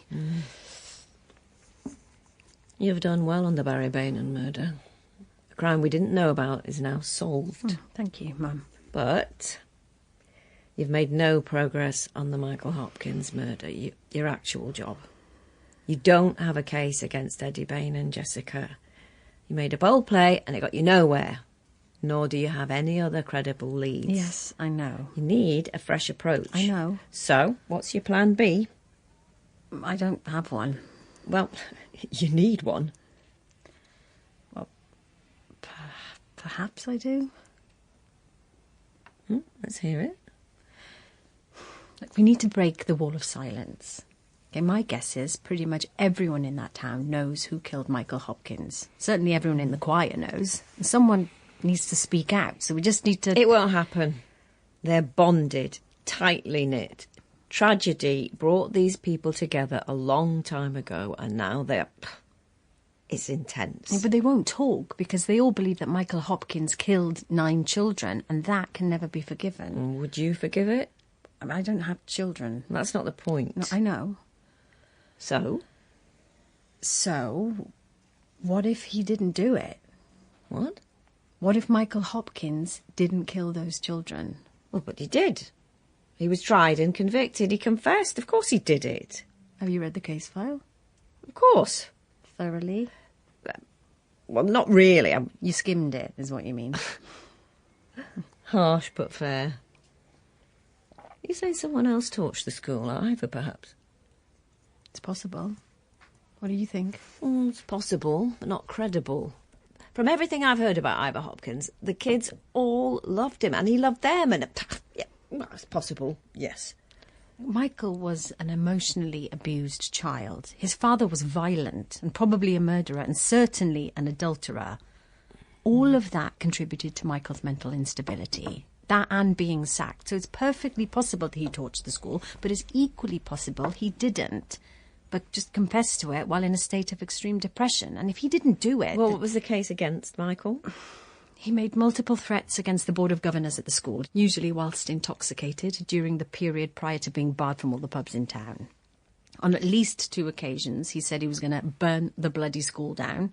He was arrested for ABH a month prior to the arson, and on a separate occasion he beat up his own father, though no charges were pressed. And on the day of the fire, he was seen near the school, and he had accelerant on his clothes, and, well, of course, he confessed. But when the trial was held, he said he was innocent. He retracted his confession. It's scenario 1, which is what the local police believed. He confessed the truth in a blind panic, but by the time the trial came along, he realised he was facing serious jail time, so he lied. Or, scenario 2, he may not have confessed at all. It may have been a fake confession written up by the local DI, as was the fashion back then. Or he might have confessed under extreme coercion. That was a thing, too, once upon a time, wasn't it? Never on my watch. Look, I'd like to run with this, Mum. If we find out Michael was innocent, that he didn't torch the school... I get it. Guilt may kick in. Everyone in the town will realise that an innocent man was stabbed to death. And if we're lucky, that means that one of the people who knows who killed Michael Hopkins will start to think differently about being part of the cover-up. That's your plan B, D.I. Montgomery? It is. Then give it a spin. I was angry. I was drunk. I'd been sacked from my job. I wanted to punish the bastards, but I didn't mean to hurt anyone. I bought the accelerant and the other bits and pieces in store in Newport.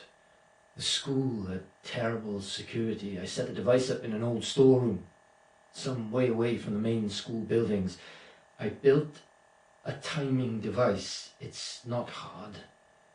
I set the device to blow up at midnight. I wanted to wake them all up, give them a scare. But I got it wrong. The device detonated in the day and the storeroom was full of flammable solvents and it went up like a torch and the fire spread into the primary school, which obviously I did not intend. I didn't mean to kill anyone, but it all got out of hand. Hopkins was a chemistry teacher and a history buff. He had books on guerrilla warfare and the Chindits in his house. It's surmised he downloaded a bomb-making manual from the internet, though we don't have access to the computer he used then. No fingerprints? No fingerprints remaining after the bomb blew. Hopkins was picked up by police at 2:45 p.m. on the day after the fire. He was intoxicated and had just been engaged in an aggressive confrontation with Eddie Bainan. He was taken to the station and it took him 2 hours to sober up enough to be interviewed. And then he made this statement. The medical report shows 0.11 BAC in his system at 3 p.m, which means he would still have been drunk when he made this statement. He might not even have remembered what he'd done the day before. Even so, he confessed. Being a chemistry teacher doesn't mean that you can build a bomb. And although the bomb was inept, it was still well put together. So, who do we know might have had the skills to be able to do that? But he did confess, ma'am. OK, well, answer me this. Have you ever been arseholed? Totally smashed after an all-day bender? I mean, I'm guessing from your body language, yes. And, so have I. It's a vulnerable state. You don't know who you are, where you were born. It's easy enough to steer someone in that state with leading questions. Plus some gentle pressure applied in the cell or during the walk to the interview room. I don't believe a word of this confession, and I don't believe this man was in a state to coolly plan such an enterprise and build a device capable of detonating with such extreme consequences. So, who else? Suspects. Find me suspects. Eddie Bainan would have had the skills, but... Yeah, but no motive. And he had a child at the school. Plus, a man like that, with battlefield experience and special forces training, if he set a bomb, it would have gone off when it was supposed to. I knew a guy once who was a terror at school. One time, he stabbed the physics teacher with his compass, stuck it deep into his leg. He used to, every Friday night, he would beat up strangers coming out of nightclubs in what were clearly racially motivated attacks. Then he joined the army. Mm-hmm. That always terrified me. Good line of inquiry. Action that. Former pupils who have joined the British Army with some training, but not with a specialist explosives background. Why blow up a primary school? No one holds grudges because of what happened to them in primary school. Despite what Hopkins said in his statement, the secondary school building was in fact pretty close to the storeroom where the bomb went off. Much closer than the primary school buildings were. It was sheer chance the wind blew the fire one way, not the other. OK. Yeah, I'll go with that. An ex-pupil squaddie who has some but not too much experience of combat. Mm-hmm. Someone with a grudge against his teachers, maybe even a grudge against the head teacher. Mm-hmm. So that's our profile.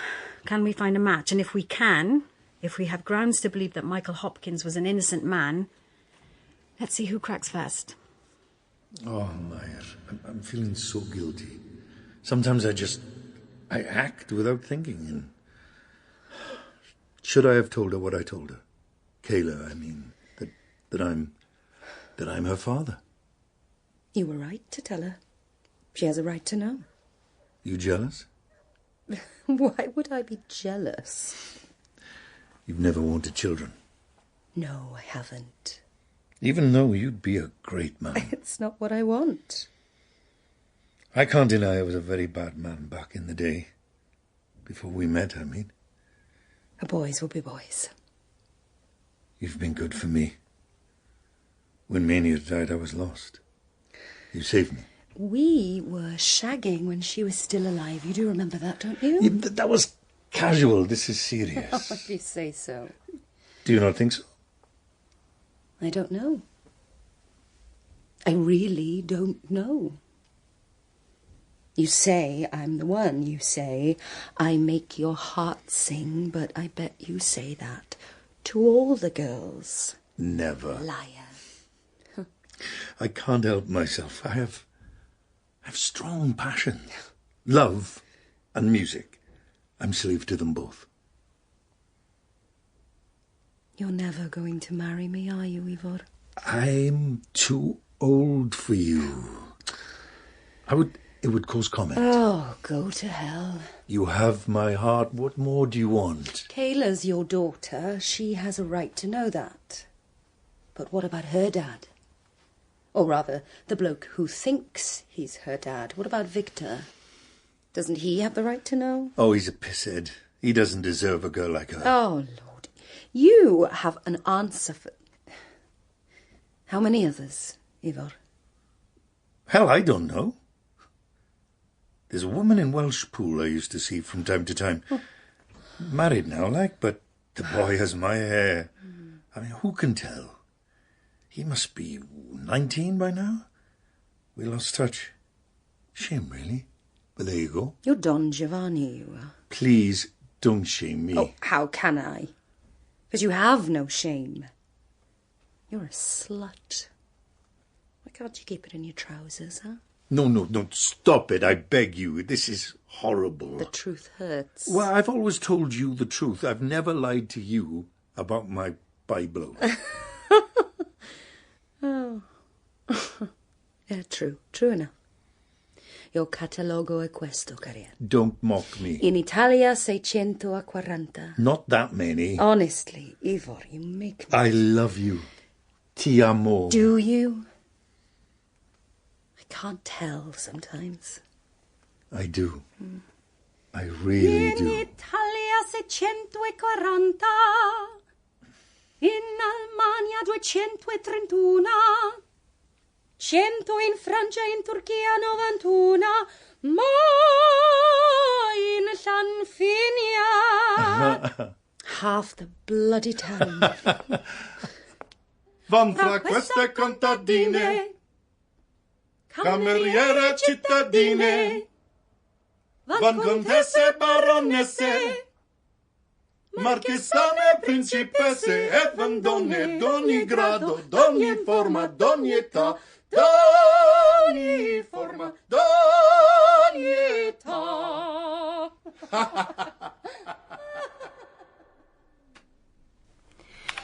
Interview with Kayla Spinetti, 11 a.m, 5th of May 2024. Officers present, D.I. Montgomery and D.C. Slater. Thank you for agreeing to talk to us, Kayla. Did I have a choice? Not really. Do I need a solicitor? It's up to you. Are you arresting me, in other words? This is a voluntary interview under caution. Kayla, have you seen this before? Don't know. It's a hunting knife. I know it's a hunting knife. I used to have one like this. Not this one. Is this... What, is this the one? This is the murder weapon. Now, Kayla, you went to school with Eddie Bainan, didn't you? Same school, different years, long time ago. And you left school in 1987. And in 2001, Michael Hopkins became head teacher. Do you remember an incident 2 years after that when a pupil was stabbed? Not in our school. This is Wales, not London. A sixth former was stabbed by a year 11 pupil. Not seriously, it was more of a warning stab. A prick of the blade, if you like. Do you remember that happening? No. Well, it did happen. And 2.5 years before the fire, the year 11 pupil was expelled. The only pupil to be expelled in the history of the school. Do you remember any of that? No. Well, it happened. Here's a photograph of the boy who did the stabbing. He was 16 at the time. He was expelled before his final term and then he joined the army. What's this got to do with anything? The head teacher, Michael Hopkins, not only expelled this lad, whose name is Jerry Jones, he also reported him to the police. Jones was cautioned. Michael came to the lad's house and gave the parents a right talking to. I don't know anything about this. And after 4 years in the army, Jerry was dishonourably discharged. And when he came home, he was in a bad way, mentally unstable and full of rage. So he went to his old school and he urinated on the front wall. He still bore a grudge, you see. I remember someone pissing on the wall. I never knew the story behind it. We are exploring the possibility that this young man set fire to the school in April 2007, the week after he urinated on the school wall. He had explosive training during his time in the army, and he had a grudge against the school. He's now in custody, and he's helping us with our inquiries. Bullshit. But Michael set the fire. He confessed. He withdrew the confession. He was innocent. There was evidence. Petrol on his clothes. We think the evidence was planted. We think someone set him up. Kayla, we think Michael Hopkins was an innocent man. He didn't burn the school down. He didn't kill your daughter, Ellen. No, I don't believe you. That means whoever murdered Michael Hopkins killed an innocent man. No, can't be true. And that's a terrible thing to do, killing an innocent man. You're bullshitting me. I'm not. Michael was innocent. After spending 17 years in jail for a crime he didn't commit, he came home and someone cut his throat. I don't know anything about that. Oh, I think you do, Kayla. And I'm not saying that you did it. I just think that you knew who did it. Yes? Yeah, I know you know. I can tell. I'm looking into your eyes and I can see the truth in there hiding. So who was it, Kayla? Who was it, I don't know. Kayla? I don't know.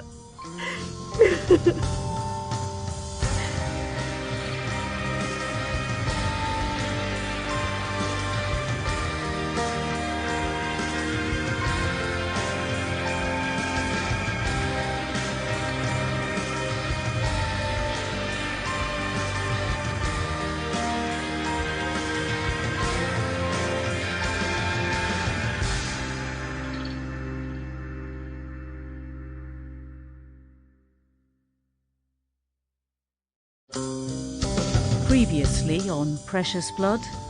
This man, Michael's father, Ifor Hopkins, this saint, this pillar of the community, he was a monster. Every year he took me there.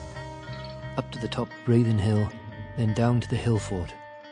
And every year he cried. Eddie, we have reason to believe that we have found the body of Barry Bainan, the father who raised you, the father whose name you bear. Kayla is your sister, by the way. You should know that. What if he didn't do it? What if Michael Hopkins didn't kill those children? Precious Blood by Philip Palmer. Part 3. Sweet Beginning.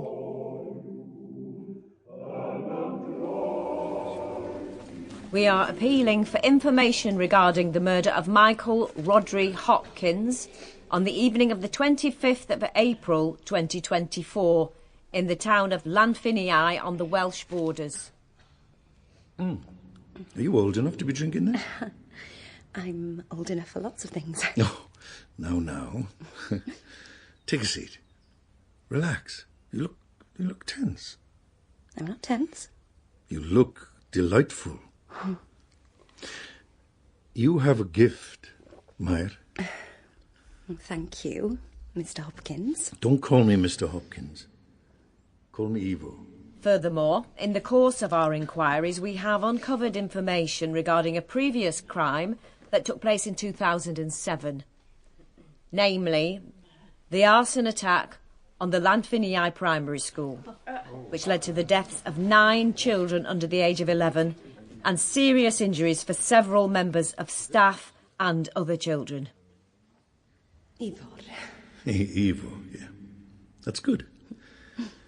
No. You should work on your craft. Allow your gift to bloom, which means you should definitely go to music college. Well, I have a place to do history in Cardiff. Oh, don't do history in Cardiff. I'll speak to your mother. Your dad. I'll give them advice. Don't waste your talent, Meyer. I'm getting tipsy. This arson attack is the offence for which Michael Hopkins was convicted and for which he spent nearly 20 years in jail.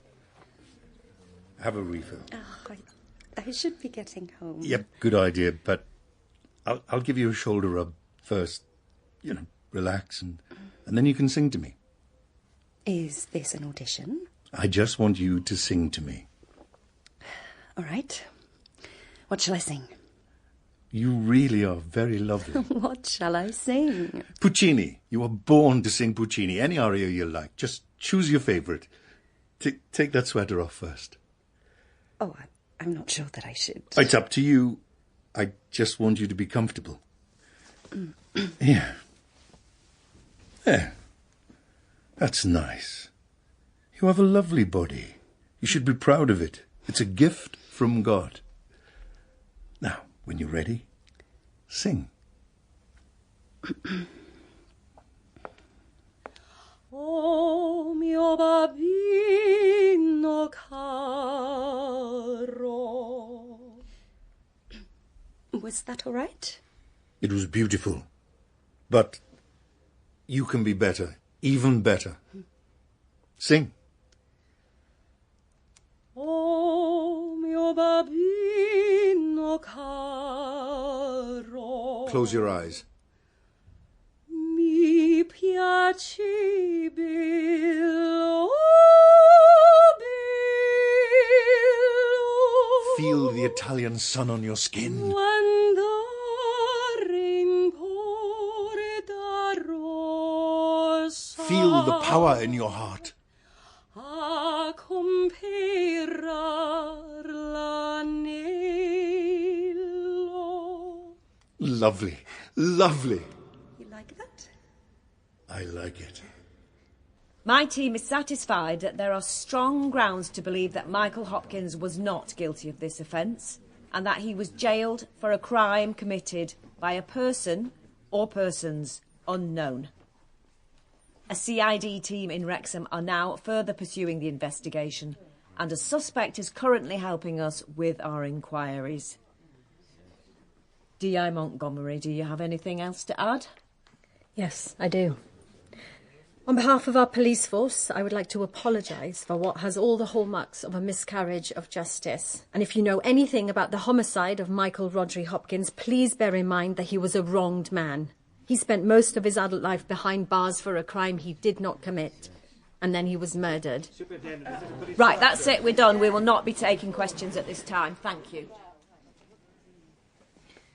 How was I? It went well. That should flush out some of the buggers who know who killed Michael Hopkins. Agreed. Good work, Mum. Anything wrong? No? Then why have you got a face like a slapped arse?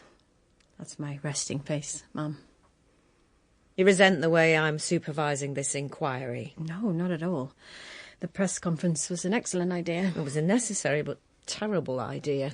Trying to solve a case by pissing on a previous investigation. I didn't make any friends today, nor did you. There was no need to actually apologise for the sins of our predecessors. Yeah, but imagine how that feels.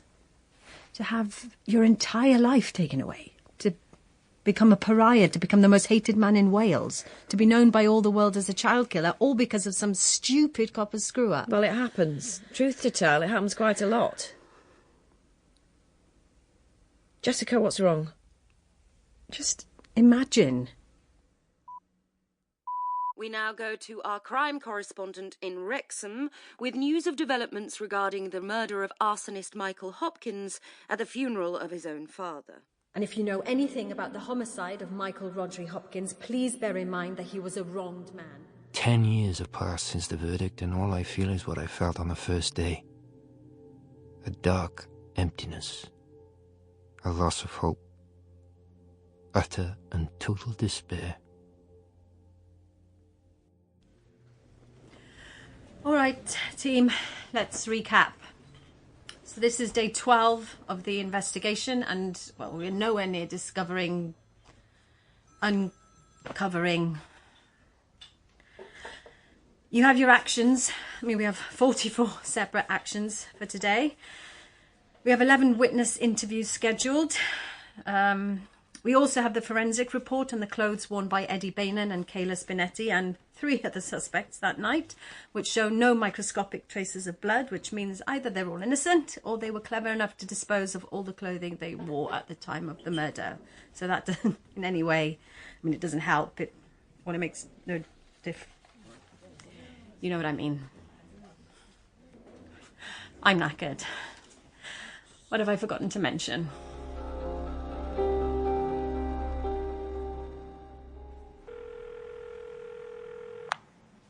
This is Jessica Montgomery. Please leave a message after the tone.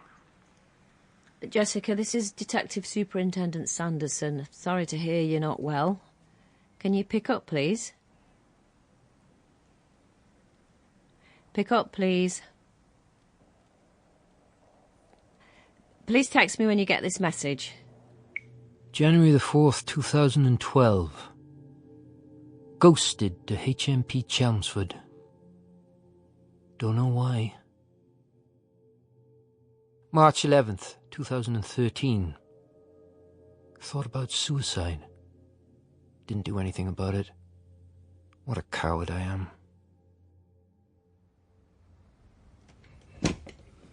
Jessica? Jessica. Talk to me. Sorry. Mum? What are you doing here, Mum? I was worried. You weren't returning calls from me or any of your team. You're in my flat, Mum. How did you effect entry? You have a concierge, or at least a bloke who sits at the reception desk. It's very flash. I applied some pressure. This is invasive. With respect, Mum, I'm not well. I'm on sick leave. You're not well. That's correct. I'm ill. I've asked D.I. Francis Ryan to be our acting IO on the Hopkins case. I know. He's doing a fine job. I'm sure he is. All good then? You think I've let you down? I didn't say that. Don't be silly. You're unwell. Yeah, that's correct. We've established that. Now, if you don't mind, I'm trying to sleep. With your clothes on? Well, it's a cat nap. Please. May I ask? Look, I know what you're thinking. I feel a lot worse than I look. It's a reoccurring condition. No worries. Just rest up. You'll be back in the saddle before you know where you are. What kind of reoccurring condition? I think that's confidential, Mum. Oh, I have Crohn's. It makes me shit a lot and it hurts like hell. There, I've shared a confidence with you. Well, thank you for coming to see me, Mum. You're a very capable detective, Jessica. Am I? But I sense this case is getting under your skin. No, not a bit of it. There's no shame in that. Well, why would there be? I'll leave you be then. Thank you, Mum. You need to shower, go for a run, buck up. Take antidepressants if you have to. Just don't bottle it up.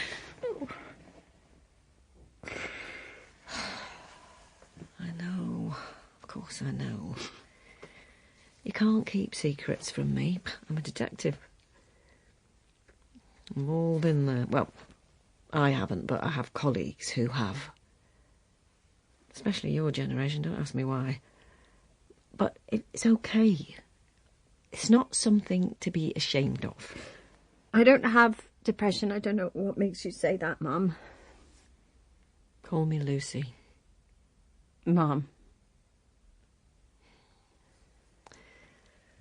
I'll see you back in Llanfiniad when you're up to it. Tomorrow morning, Mum. A toast. I've missed you, Ifor. A toast. To our new musical star. I am in the chorus, that's all. In the chorus of the Welsh National Opera at the age of 23. That's a great start. Come and coach, Ifor. Are you sure that's what you want? Of course I'm sure. Of course I'm sure. Right, you lot. Good news and bad news. Your governor is back and... Oh, sorry, there is no good news. Thank you, Mum. Hey, bring me up to speed. And oh, I could murder a coffee. All my fault. If only I hadn't gone back to Llanfiniau. I was settled. I was a deputy head, 31, a rising star. But oh no, No, my own stupid fault. I was homesick. Hiraeth. It's a curse. I loved that school. I loved being the head teacher of the school in which I'd been a sulky, pain-in-the-backside teenager. I did my O-levels in that school. I did my A-levels there. And all of a sudden it was mine. Bloody Ifor. Everyone loved Ifor in those days, despite his many faults. But there are limits. And when I realised the kind of nonsense he was up to, I had to act on it. It was my school. He was a member of my staff. I had no choice. Some of the parents were complaining about the way he treated his less musically talented pupils. He was arrogant, a bully, and the way he talked to the younger staff members as if it were his school. It was all too much, unprofessional and unbefitting of a secondary school teacher. So I called him into my office. Sit down, Ivo. There's something I need to talk to you about. And I told him what was what, and I couldn't have been clearer. But it made no difference. A few days later, the guitar teacher left us in tears. So back, Ivo came to the headmaster's study for yet another talking to. The fact is, Ivo, I'm not comfortable with you doing that. Oh, I was so gentle about it. So supportive. So unbelievably patronising, and the old man had to suck it up. Not a problem, Michael. No, all good. I'll mend my ways. Just you watch me. I loved it, you see. Putting the old man in his place. Gently exerting my authority over him. I'm proud of you, son. I know you'll be a fine headmaster. One day. Except for all those with good cause to hate him, everyone loves Ivo, that's a fact. The choristers most of all. He's like a god to them. It's a working man I am. So what is it this time, Michael? But I made him feel small, and I revelled in it. Me, taunting the dragon in his own lair. I should never have done that. That's why everything that happened. Don't ask me how, but Ivo brought me down. And once I'd fallen, I never got up again. We need an informant, and we need one soon. So keep turning up the heat. We have the motive, we know the opportunity, we just need to know the name of the person whose hand held the blade. So get to it. Rattle their cages. Make these Welsh choristers feel so guilty they will grass up their best friend or their wife or their husband or their lover and repent at leisure when we bang the bastard up. Anything you wish to add, dear Montgomery? I think you've covered the essentials, Mum. Are you done? Not yet. You sure there isn't anything else you want to say to me, Mr. Bainan? I'm sick of the sight of you. That's what I have to say. About the recent developments in the arson case, I mean. No comment. Yeah, I do have a comment. Are you making all this shit up? No, we're not making all the shit up. We no longer believe that Michael Hopkins was responsible for burning down his own school. I don't know what you want me to say. And your son, Rhys? Little redhead Rhys? Your lovely son Rhys, who died far too young? Michael Hopkins didn't kill him. He's still dead, though. So how does that help? It's a setback, no more. It's all part of being freelance. You mustn't take it to heart. No, I can't do it, Ifor. I can't live like that. Never knowing from one day to the next if... And the phone, it never rings. And maybe I am not as talented as I think I am. Don't waste your gift, my child. No, I am not a child. I am not your child. Don't get angry. It makes you ugly. I feel ugly. I'm old. I'm 35 years old, and I am never going to be an opera star. Sing to me, my beautiful. No, I can't. Take your clothes off. Not again. Let me see your lovely body and sing to me. I have to be going. No, you have to be staying. Don't worry. We have the house to ourselves. I'm not as young as I was, Ifor. I'm not as slim as I was. In my eyes, you're beautiful. No, I won't do it. Then keep your clothes on, and I'll undress you with my eyes, and you can sing. Oh, Ifor. Sing. My prydferth o chael Michael Hopkins was not the man who killed your daughter, Miss Spinetti. It seems to me that whoever killed Michael must be feeling deeply remorseful at this moment. But whoever fitted Michael up must be feeling guilty as buggery at this moment. Why don't you interview your bent copper friends? The officer in charge of the arson investigation is no longer alive, and there's no reason to believe this was a deliberate police fit-up. You are so full of shit. I'm just telling you the facts as I see them. She didn't die. What? She didn't die, my Ellen. All the other parents, their children died in the fire or soon afterwards, and I was so happy that didn't happen to me, because my girl, my Ellen, she survived. I went to the hospital and I held her in my arms and she cried and she hugged me and I hugged her back and I thought it would all be fine and wonderful. It was a whole week later, that she died of smoke inhalation. The lungs were burnt out, you see. Her heart she couldn't cope. She got better, then she suddenly got worse, and then she was gone. That was the best week of my life, and it was the worst week of my life except for this week. And you're really telling me all these years I've hated the wrong person? Yes. Poor Michael. Kayla, look at me. Talk to me. What do you know about the murder? Was it you? Did you kill Michael, or do you know who did it?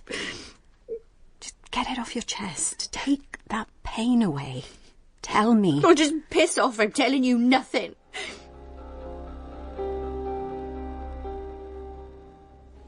Well done, team. We've left no stone unturned at least a dozen times per witness. Let's see what all that scares up. Was he actually framed? Or were we to blame? And by we, I mean them, the Welsh cops who did the arson investigation. It's hard to say. The evidence looked solid enough at the time. I'd have probably made the same choices. But the context is all... That's what the original team missed. Context. Congratulations. You don't mind? Mind? I'm delighted. Stanley's a lovely man. You'll be so happy. Will I? Of course you will. Stanley's always been smitten with you. Any fool could see that. You really think so? I know so. Well, that's good. It's not just good. It's great. Thank you, Ifor. That means a lot to me. You look sad. Why sad, my lovely? Not sad. And not smiling either. Not over the moon.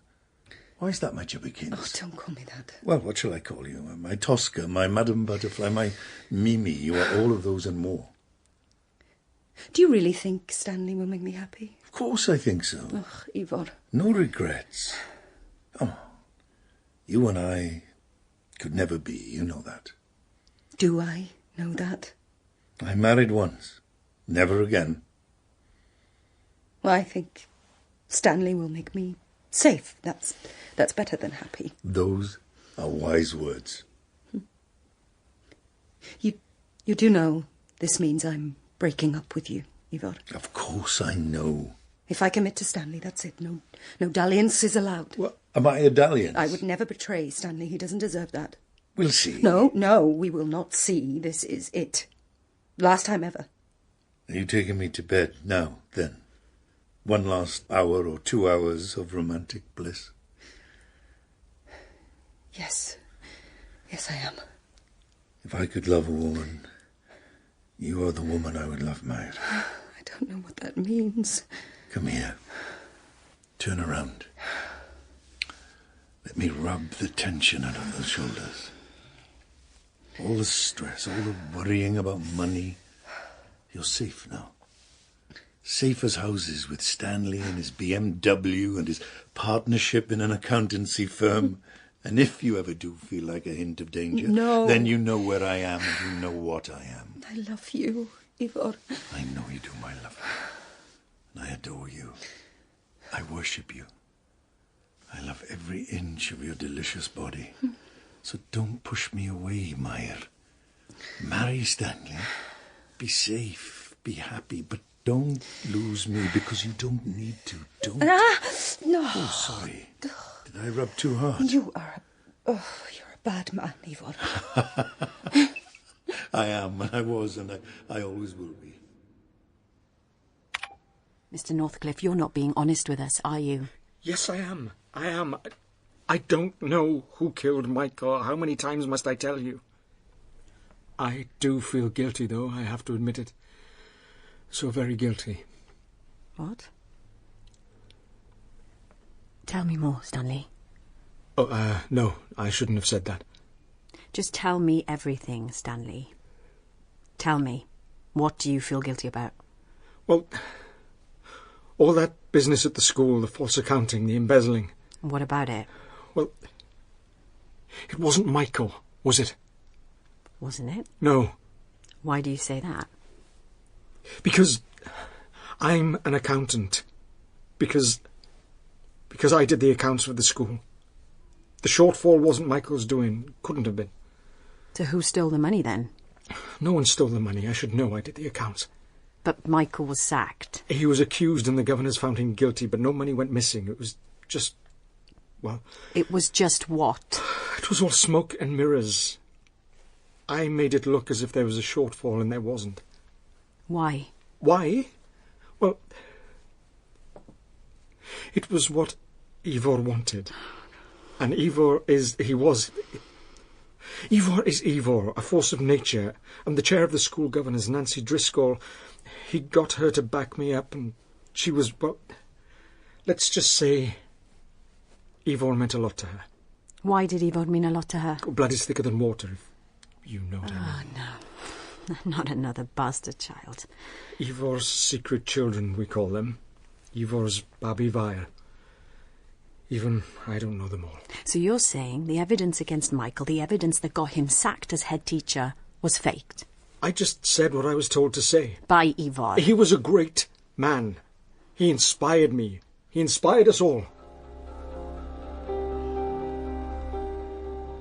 So this is the state of play. After 5 solid days of witness interviews involving 6 detectives, including myself, nothing, nada, no clues, no one is telling us anything.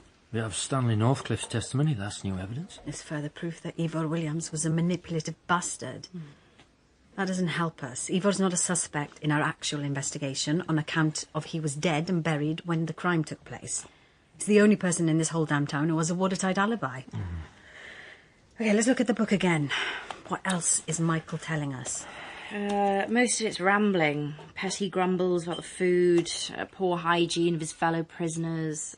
Let's take another look at section 7, subsection 5. Just looking. Gov, do you know this by heart? Well, I know that bit. That bit is chilling. That's where Michael Hopkins shows his darker side. Elder abuse, they call it now. I'm ashamed of what I did.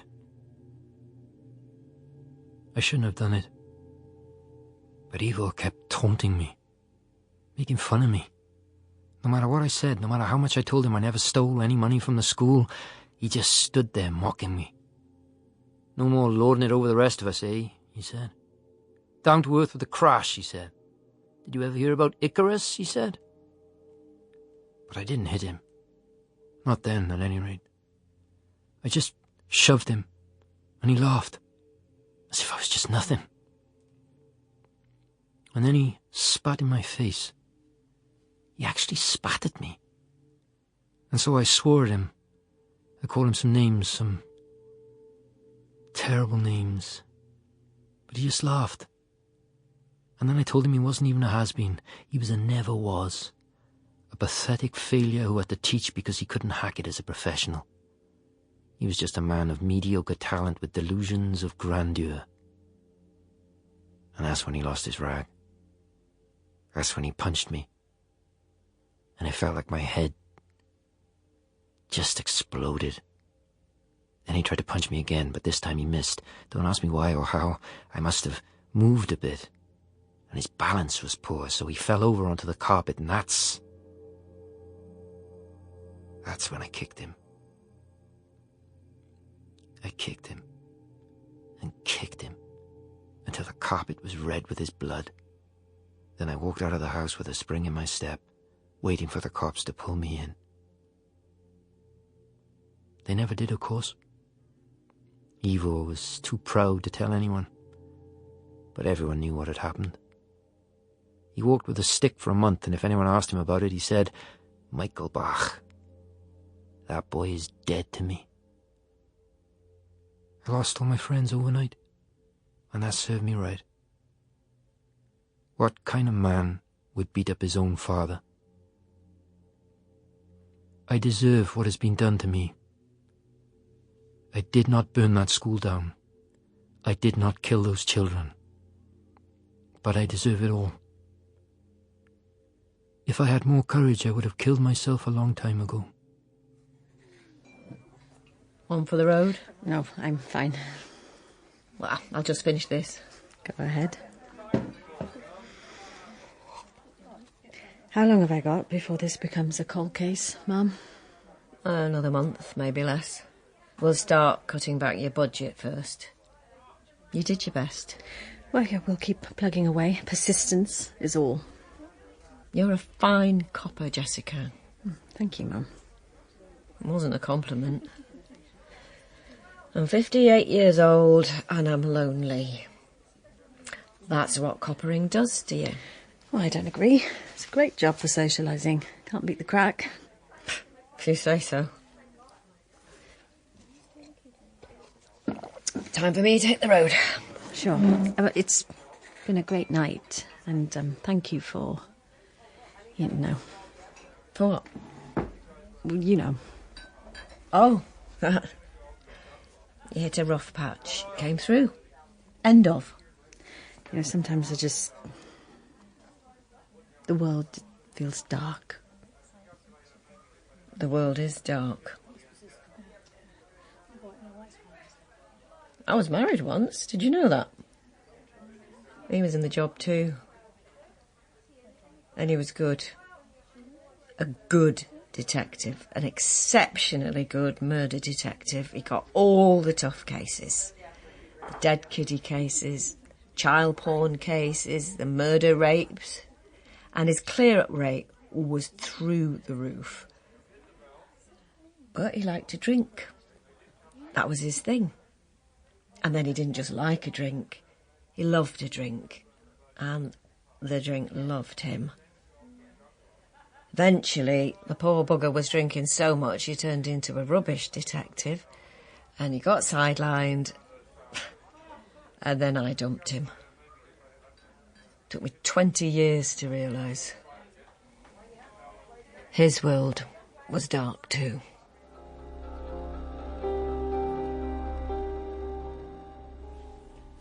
Morning. Morning, boss. Right. The clock is ticking. We need a breakthrough, otherwise... Sorry, I'm talking to myself. Your 9 o'clock is waiting in the vestry, boss.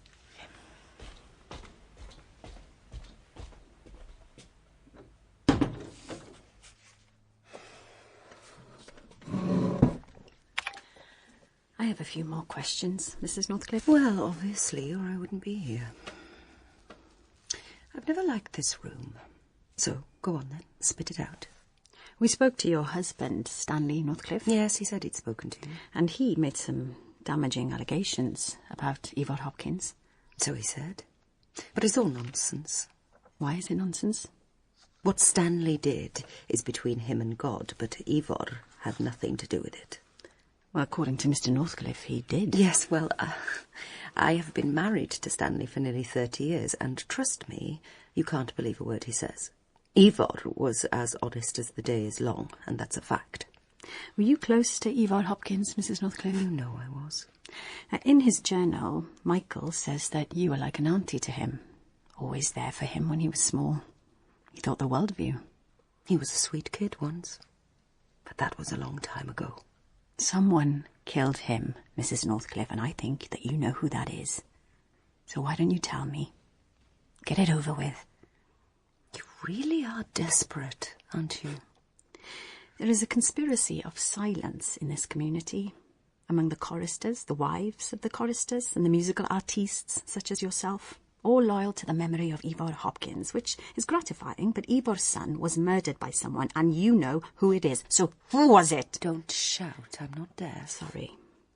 You're ripping this town apart, you know that. with your endless questions and your press conferences and your dredging up of the past. Well, it's our job to make... Why can't you just let it be?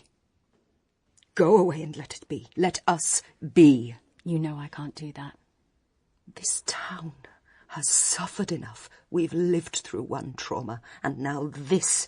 It's brought it all back, all the pain. Michael Hopkins did not start that fire. Yes, but we all thought he did. Can I tell you a secret? Go ahead. Well, that camera, it's on, isn't it? Recording every word I say, so not exactly a secret, then. Well, I'll turn it off. Roddy? Yes, Mom. This goes no further. Is this about Stanley? Your husband?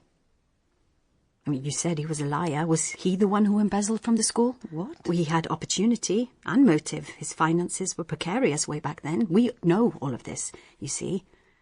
Is that why he killed Michael? Because he thought his secret would come out after all this time? Stanley wouldn't hurt a fly. It's not Stanley you should be looking at. Well, who then? I need your word first. This goes no further. Mrs. Northcliffe, if you have any evidence relating to the inquiry, I have to act upon it. It was me. What? It was me. There, now you know. Is that a confession, Mrs. Northcliffe? Call me Meyer. Is that a confession, Meyer? Yes. You killed Michael Hopkins?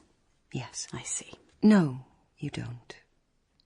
You don't see at all. In fact, you don't believe me. Well, I'm keeping an open mind. It was me. But tell me how you did it. Someone, I won't say who, someone phoned me and told me Michael wasn't being guarded. We all knew it. It was more a case of which one of us had the balls to, actually do it. So what did you do? I went to Eddie Bainan's house. He was at the rugby club. I let myself in and I took one of his knives. He has hunting knives in a cabinet. A locked cabinet, but I have the key, of course. Why, of course? I mean, how did you get into Eddie Bainan's house and how did you... I do cleaning work, see, part-time, like... to top up my pension. It's not a great pension, but... well, that's not who I am. I am more than that. I'm an opera singer. I travel the world with the choir, not just this choir. Treorchy, too. Blaenavon. I've sung in Paris. I've sung in Milan. I've sung in Canada. But I do it for joy, not for money. Because, well, I'm not good enough to get paid for what I do. Ifor hated it when I said that, but it's true. I was good, but... not great. Committed, but not committed enough, so that's me. So you took the knife? I took the knife. Describe the knife. 5-inch blade, curved at the top. Kieranite handle. In its own scabbard, a hunting knife. It was sharp. And then what? And then I went to the Blue Boar, walked up the stairs to the second floor. No one was around. Everyone was in the bar. Can you believe the door wasn't locked? And then what? I walked into the room. Michael saw me. And then? He said my name. And then? Then I walked towards him and he said, "No, Meyer, don't do it," and I slit his throat. You slit his throat? Which way? Left to right or right to left? Right to left. Then I took a step back and that's when the blood started to gush. He didn't die, though, not for a while. Kept staring at me, choking. Reminded me of... well, he couldn't sing. You see, he had a mental block. And whenever he tried to sing, he'd start to choke. It reminded me of that. And what happened after that? I cried my eyes out. I knew him when he was a toddler, see? I knew him when his mum was still alive. I used to help babysit him when Maynard was out with her pals. Ifor and I would make love in the master bedroom with the baby monitor on while little Michael slept. You had a sexual relationship with Ifor Hopkins? I loved him. For 45 years I loved him. Till I got old, and he got older, but even then we were still close. Why, Mrs. Northcliffe? You lost no loved ones in the fire. Why? Why did you kill Michael Hopkins? Does it matter? To me, yes. I did it because of what he did to Ifor. He broke his spirit. He demeaned him. How? Michael didn't start the fire. We all know that now. The fire was started by a disgruntled ex-pupil with mental health issues. We have him in custody. He'll go on trial next year. But after the fire, Ifor saw his chance to take revenge, the most spiteful revenge anyone could devise. He framed his own son for the arson attack. No, he didn't. Yes, he did. Ifor doused one of Michael's shirts in petrol and he put it in his son's laundry basket. That was the key forensic clue that got Michael convicted. Ifor would never have done a thing like that. But it was the wrong accelerant. That was our forensic breakthrough. The sockers at the time didn't do their job properly. Petrol wasn't used to spread the fire. It was butane. Well, I didn't know that. How could I be expected to know that? I'm sorry, you didn't know that? No. So are you saying... I'm saying I'm the one who doused the shirt in petrol because of what that cruel bastard did to Ifor. He beat him up. He kicked him when he was down. Kicked him like a rugby ball till his bones broke. His own son. Ifor never recovered from that, not truly. And that's why I framed Michael for the arson, and that's why I took the evil bastard's life. Myra Northcliffe, I'm arresting you on suspicion of murder. You do not have to say anything, but if you do not mention when questioned something you later rely on in evidence, it may affect your defence. Do you understand? Of course I understand. Camera, please. Yes, Ma'am. Mrs. Northcliffe, for the record, I put it to you that you murdered Michael Hopkins on the 25th of April, 2024. No. What? I said, no, I didn't. No, you didn't. Don't be ridiculous. Would I do a thing like that? You've got to be joking. You just confessed to it. No, I didn't. In this room just a few moments ago. Can you prove that? P.C. Lambert heard it. He witnessed it. He's a lying bastard. And I heard every single word. I can testify you made a full and frank confession to the murder of Michael Hopkins. Then you're a liar too. And let's face it, if we go to trial in Wrexham, you'll struggle to find a jury that will believe the word of a couple of smug coppers from the same police force that sent Michael Hopkins to jail for a crime he didn't commit. Shame on you for being so complacent. You're retracting your confession. I never made a confession. I'm innocent. Michael Hopkins was killed by an act of God. It was our Lord's righteous retribution.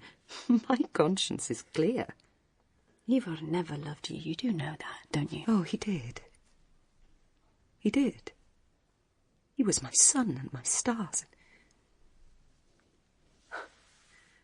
I'm going now. I'm going home, and I'm going to grieve for my lovely Ifor, and I'll even shed some tears for a son who hurt his own father, which is why he deserved to die. And if you ever manage to find any evidence against me, anything to corroborate your ridiculous allegations, then do call round and I'll make you a cup of tea and you can arrest me all over again. Stay where you are. I said sit down. You're still under arrest and you're not at liberty. You can't just sit down.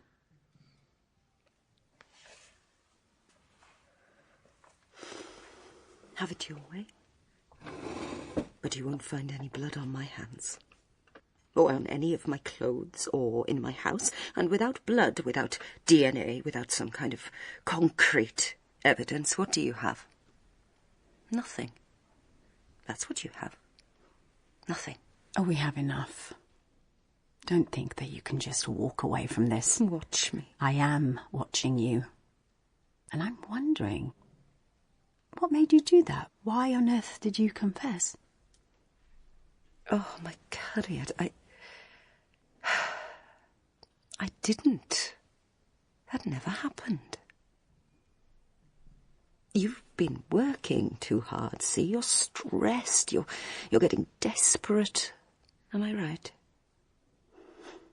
I know you think you heard me say I killed Michael, but I didn't. You just imagined it.